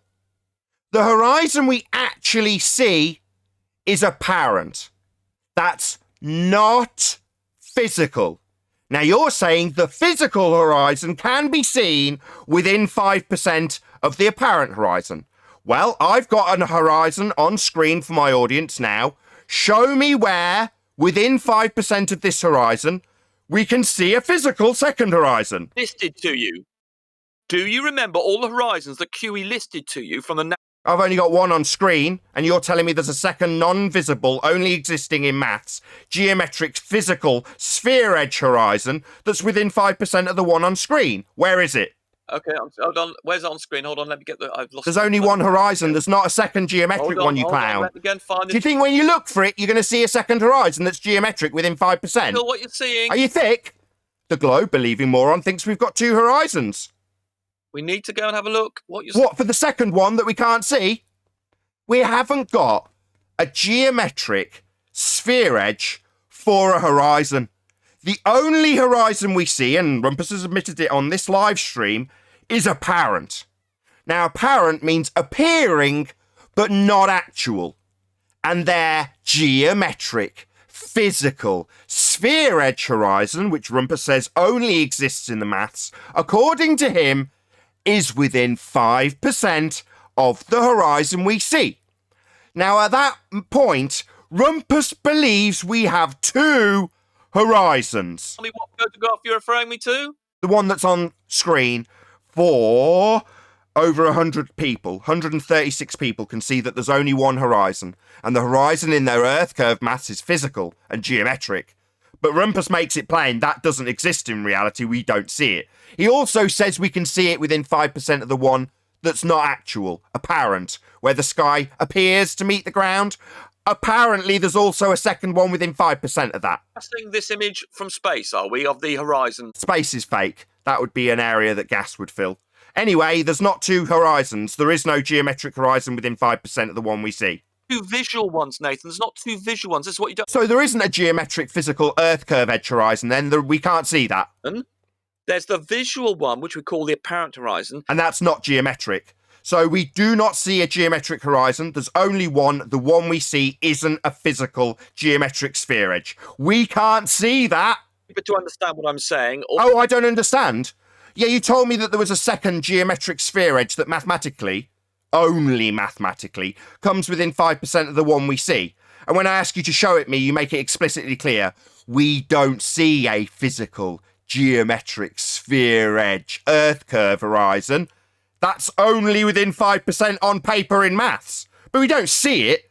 We would see it. My modus tollens argument made it explicitly clear how and where we would see it if it was real. If the Earth was a sphere with a radius of 3959, then every distance to horizon could be no more than 1.2 times the square root of the observer's height, Rumpus, in feet. And what do you know? We can show that the horizon is way beyond the physical limitations of a geometric sphere edge. That's called a black swan, because we only have one horizon, and the horizon marked with an X and labelled horizon in their geometric sphere edge mathematics is absolutely, unequivocally physical and geometric. What we have in reality, admitted by Rumpus, is a not actual location, a position where the sky appears to meet the ground. Definitely not a physical sphere edge. Definitely not an Earth curve. Definitely not something that boats are going to fall over in physicality. Definitely not something that's going to have an attributable feet and inches value to tell you how much has been blocking it at the bottom with its physical geometric nature. Because the horizon, ladies and gentlemen, is absolutely, unequivocally not physical. And they know it. But they'll tell you how the geometric Earth curve exists in the maths, because that's the only place it does exist. Earth curve isn't the horizon. With that, I'm going to say, if you are watching this on either Nathan Oakley 1980 or Nathan Oakley Premiering streams, then stay tuned, as there will be an after show to follow. Unfortunately, if you are watching this live, this is where we bid you farewell. So a huge, massive, enormous thank you to all of you who tuned in, joined as a Nathan Oakley 1980 channel member, smash the super chat and all that good stuff. Also, link below this video, there is a link to get £50 back for swapping your UK electricity supplier to Octopus Energy. Once again, stay tuned if you're watching on either Premiering stream. I've been Nathan Oakley, and I'll see you all in the next video.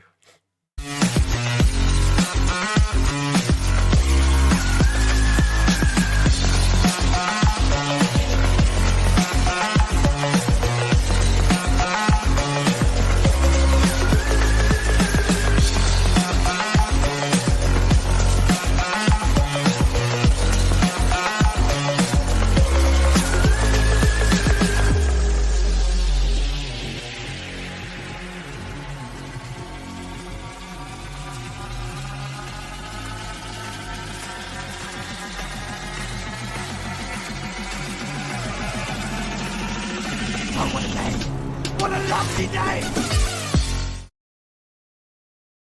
In an equation. Yeah. Man, dude, what the? At the end, that was nuts, dude. I was like, dude, I was trying to get him to stop. He wouldn't. He needs to chant. He needs to chant through every word I say, because what I'm doing is crucifying his globe belief by way of the fact we don't have a sphere edge for a horizon. It's apparent, not physical. He needs to talk through every word of that, because it's demolishing his globe faith.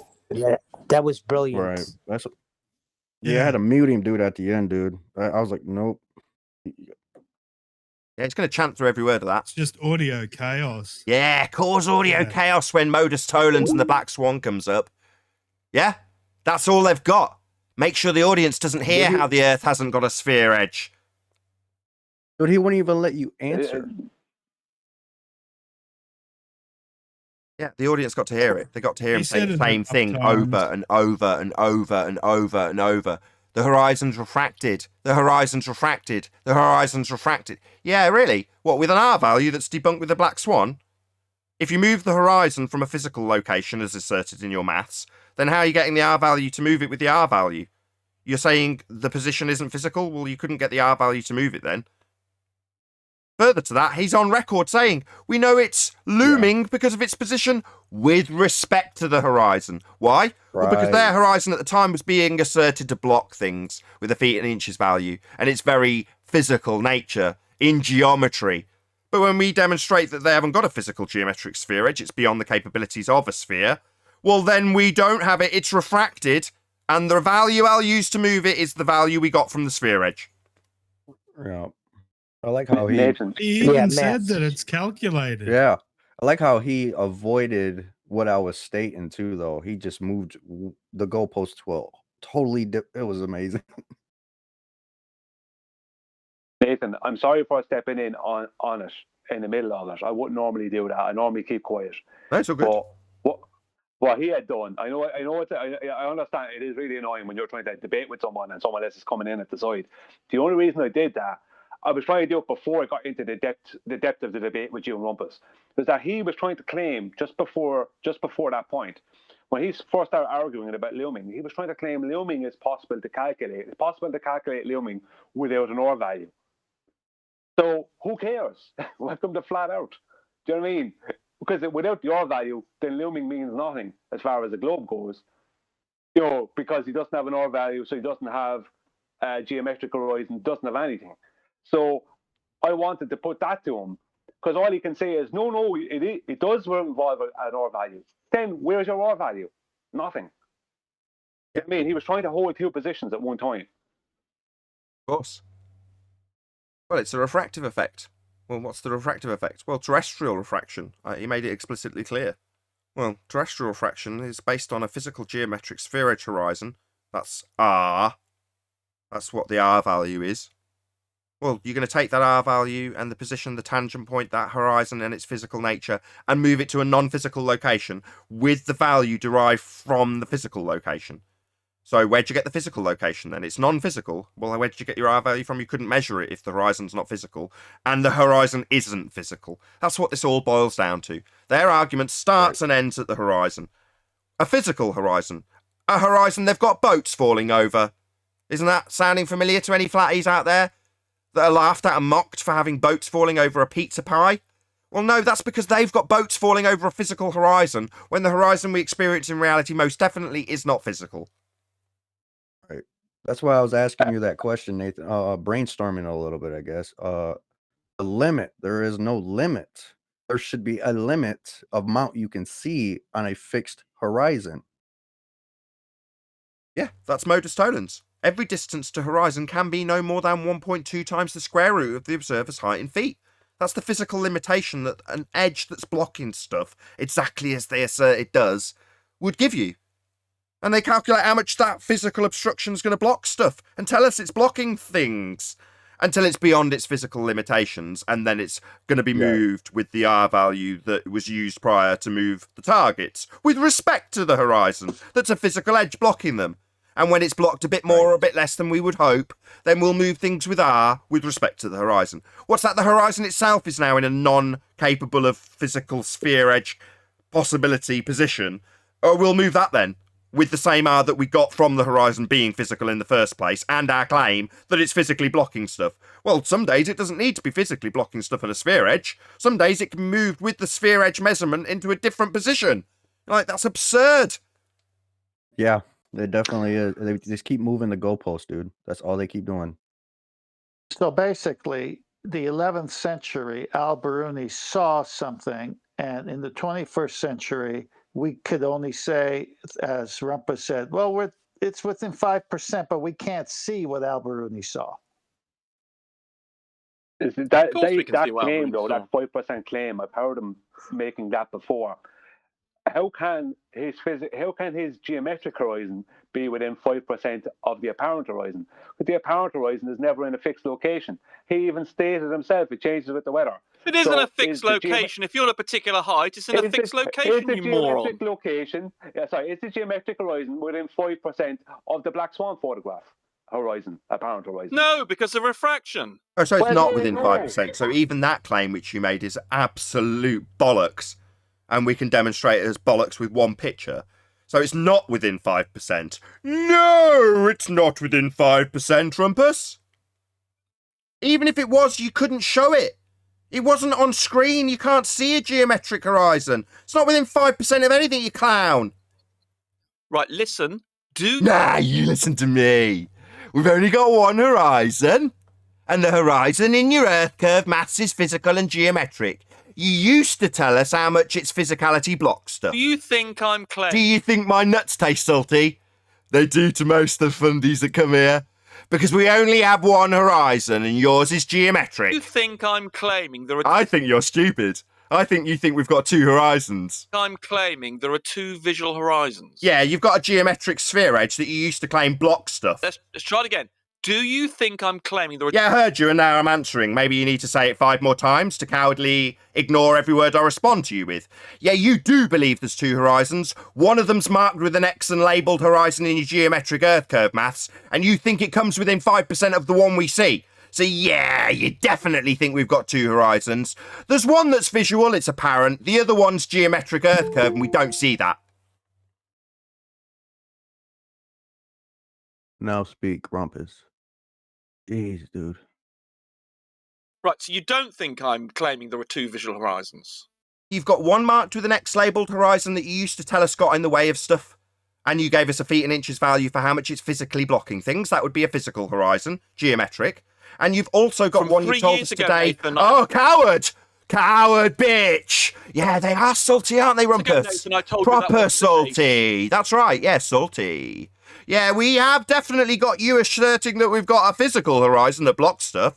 You used to tell us how many feet and inches it blocks stuff with. That's a physical geometric sphere edge horizon called Earth curve. It's marked with an X labelled horizon in your Earth curve mathematics. That's your horizon, an Earth curve edge. But we've also got a not actual physical horizon, an apparent location where the sky appears to meet the ground. That's the one we actually see. Now, you think there's another one, the one you used to say blocks stuff, and you think it comes within 5%. That's Mick West's diagram of the geometric horizon and Oh, the one we don't see? The geometric second horizon that used to block stuff, that one? Oh, what? Are you going to challenge me that I think you've got two horizons? Yeah, that one. Yeah, that one that was very much punted as Earth curve edge. Mick West's diagram only shows the geometric horizon. We don't have one. The one we see isn't an Earth curve edge. The one in Mick West's maths is Earth curve edge. And you used to fight and tell us how much it was blocking stuff with a feet and inches value that ignored perspective. Now you're telling us that that's only the geometric horizon that doesn't exist in reality. We know. The apparent horizon is the one caused by refraction. The geometric... Refraction's using an R value derived from a physical sphere edge horizon, though, isn't it? The apparent horizon is also a physical thing. The apparent horizon is non-physical. It's an apparent location where the sky appears to meet the ground. The sky doesn't actually meet the ground. Are you thick? Oh, my bad. We went over this and he rumpused it. He doesn't know what apparent means. He's thick. My God, you're stupid, Rumpus. You don't know what apparent means, you stupid idiot. There is a physical location associated with the apparent horizon. So when you look out... Excellent. We've got the black swan on screen. Where is it? And you see... It's on screen. On screen. On screen. That's a physical location. On screen for the audience. Rumpus doesn't want to listen to it because he's a coward, and it was put to him with modus ponens earlier. Where is that? Sentence. Oh, right. Where is that physical location? I've got the black swan on screen right now. Where is it? The physical location of what? The apparent horizon? No, apparent doesn't mean physical. You don't know what apparent means, you thick moron. Rumpus is thick, ladies and gentlemen. He doesn't know what apparent means. Third time I've had to point that out. Apparent doesn't mean physical, Dumbo. Right, moron. If you're looking at... No, you won't be calling me a moron when I point out that you asking me where the physical apparent location is an oxymoron. You can't be physical and apparent at the same time. It's a non-physical horizon that we're talking about. Not a physical geometric sphere edge as you require, marked with an X in Mick West's maths. Used to be claimed to be blocking stuff with a feet and inches value. Now that second physical horizon that used to block stuff, where is it in the black swan? Man, he just... Let him answer, Rumpus. He deafens himself the moment you mute him. Did someone mute him? Oh no, he was a total coward. Did. He couldn't cope with modus ponens and the black swan argument, right, so he had to rumpus every the word. horizon that we see is the apparent horizon? I'm gonna mute you again, dude. Dude, let him answer. No, I am never able to finish a single sentence, you moron. He's the guy who does the over-talking. That's why. No, I am never allowed to finish a sentence. And Yeah, let's make that about Rumpus's position on my show, where I don't give a toss about his bleatings about how he's treated. I couldn't care less. Meanwhile, we only have one horizon. The horizon in the geometric sphere edge Earth curve maths is physical and geometric. It just doesn't exist in reality. Right. Nathan, could I present something to Rumpus and ask him to help me plot where the horizon is? I'd like to test his theory. And the apparent horizon is also a physical location. Apparent means appearing, but not actual. You're stupid. You don't understand what apparent means. Talking to me again. Because you don't know what apparent means. You're thick. You're thick. Apparent. Look it up. Appearing, but not actual. The thing you've got, because you can't cope with the reality. And you don't know what apparent means. You're thick. I do. And it means appearing, but not actual. The apparent location where the sky meets the ground isn't the actual physical location where the sky meets the ground, because the sky doesn't meet the ground. That's why they use the word apparent. You just don't know what apparent means and need to constantly talk through me while I school you.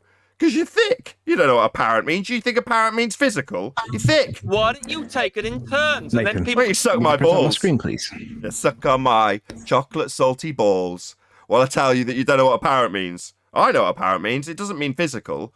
He can't cope with it. Yeah, you're a coward. I'm saying an argument. I'm putting an argument to you. You don't know what apparent means. You think it means physical, and it doesn't. Because he was a moron. Yeah, now you're just attacking me personally with ad homs that don't address my argument. My argument is Rumpus doesn't know what apparent means. He's already detailed what apparent means, but now he's simultaneously saying apparent means physical. It doesn't. He just did it. Nathan, again. can I try testing this with Rumpus, please? Sure. Rumpus, Nathan, screen share if you would. Rumpus, would you get on screen what Nathan's going to be screen sharing, please? I can't do that for him. He's in Discord. He can't even hear you. He deafened himself. He's a coward. Yeah, that's what he does when he doesn't want to hear anything. He deafens. Exactly. Well, put it on anyway, because I'm going to make a claim and I want Rumpus to prove me wrong. Okay. Well, I'm trying to moderate. I'm trying, my best here, unbiasedly, trying to be unbiased. But man, it's hilarious, dude. It's you hilarious. can't moderate Rumpus. He's only here to cause a disturbance. That's his name. Rumpus means disturbance. So what he's here to do is to disturb. That's his purpose. He never listens. No, he just said the same thing over 50 times so that he doesn't have to listen to what's being responded to what he said and has been heard. And after he said 50,000 times the thing that you've heard and want to respond to, he'll accuse you of interrupting him. Anyway, Sleeping Warrior's got his screen presented, so go ahead, Sleeping Warrior. Okay, so I'm hoping that Rumpus can hear. I'm going to pretend as though he can hear, and I'm going to carry on. This is a nighttime lakeside observation of a laser presented a distance away, a known distance away. And I'm going to assert that the horizon is somewhere in between the blue laser that's presented on screen and the reflection of the blue laser. Now, I don't know exactly where it is to the pixel, as Rumpus says, but it's somewhere in the middle here, and I'm going to say it's about there. Might be a pixel north or a pixel south or up or down or whatever, but it's around about that position because we can see the reflection of the laser on the surface of the water. The problem is the laser in question is only about a foot off the water, and the camera that's looking at the laser is also a foot off the water. Well, here's the killer bit. It's 21 miles away. Now, at 21 miles away, the horizon is only, from 1 foot above the horizon, the observer height, it's about 3 miles away, but the target is at 21. Now, not only are we seeing the target, and I know that Rumpus is going to claim that that's because of refraction bringing it back up, I'd like him to address the reflection on the water. So we know how far away it is. We see the reflection of the laser on the water. Please explain the reflection, Rumpus. Yeah, can't It's not even in here. Are you sharing it on anything? Yeah, it's on the recording. We can. Yeah, it's on. If you pick up the live feed, you're not going to get it on the live feed now. It's finished, but it's basically a black screen with a blue dot in the middle and a reflected blue dot underneath, and it shows that the reflection of the laser is being received by the camera, bouncing off the surface of the water. Now we know that they say that the light drops behind the Earth, the curve of the Earth, and it gets loomed back into existence. But I want to know about the reflection of the laser underneath, because we know where the horizon's meant to be. It's a mile away, 1 point whatever miles away it is, or is it 3 miles, whatever. But it's 21 miles away, the source light, and we're seeing the reflection of the source light underneath. So I just like that explaining. It's fantastically powerful for this argument of apparent horizon, an actual horizon. Because if it's only an apparent horizon, not an actual horizon, then we need to have an explanation for why there's an apparent reflection. Where does that come from? Right. Are you stating I dropped a photo in the live stream? Is that what you're talking about right there? 21 miles away? Yeah, it's Taboo Conspiracy, and I can't remember the other guy's name now. Yep. But Taboo. Yeah. I think his name's Ben. Pretty cool dude. Ben's Taboo Conspiracy, yes. Yeah, it's a fantastic observation because it needs explanation. Yes, it does, dude. They'll claim refraction is bringing the laser up, but come on, explain how is it shining off the water as well? The explanation is the Earth is not a sphere. It can't be. Yeah, I know. There's a more intuitive one, right? Someone, hold on. Someone summarize why it can't be and what it proves, or I will. Someone summarize why what can't be. Right. This observation is not possible on a curved surface because you've got a reflection. Even if they assert that the light's being bent at the presupposed R value that requires a physical geometric sphere edge to measure it, to move it, well, if you're using that R value to bend the target with respect to Antony's imaginary horizon, well, okay, even if you accept that, how do you bend the refracted light in reflection around something that it's bending around? Now, to answer that, to summarise, you can't. This is an example that is only possible on a flat surface. only possible. Now, it is the best thing about it, because we know that it's going through, it's reflecting off another medium, right? We can legitimately apply Snell's law because the angle of refraction is equal to the angle of incidence, right? So whatever that angle is, it's bouncing off the medium, and there is a medium change, a hard boundary change. So we can apply Snell's law, and when we apply Snell's law, guess where it puts the horizon on a ball?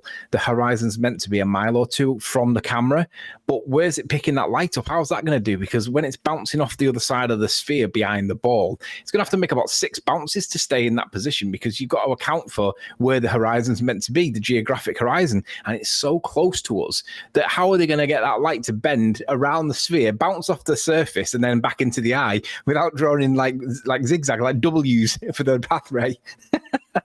Yeah, but I actually thought what Nathan was going to say. I never hardly ever do this, but Nathan, you were wrong. The reason that is not possible on a sphere is because there is no physical geometric horizon for that sphere to exist. Indeed, yes, and I'm glad you corrected me. With that, I'm going to say a huge, massive, enormous thank you to both Discord and G Plus panels for making today's after show possible. Of course, a massive thank you to all of you in either Nathan Oakley 1980 or Nathan Oakley Premiering streams for hopefully smashing the super chat, liking, commenting, sharing, subscribing, and joining as a Nathan Oakley 1980 channel member. Also, linked below this video is a link to get £50 back for swapping your UK electricity supplier to Octopus Energy. I've been Nathan Oakley, and I'll see you all in the next video.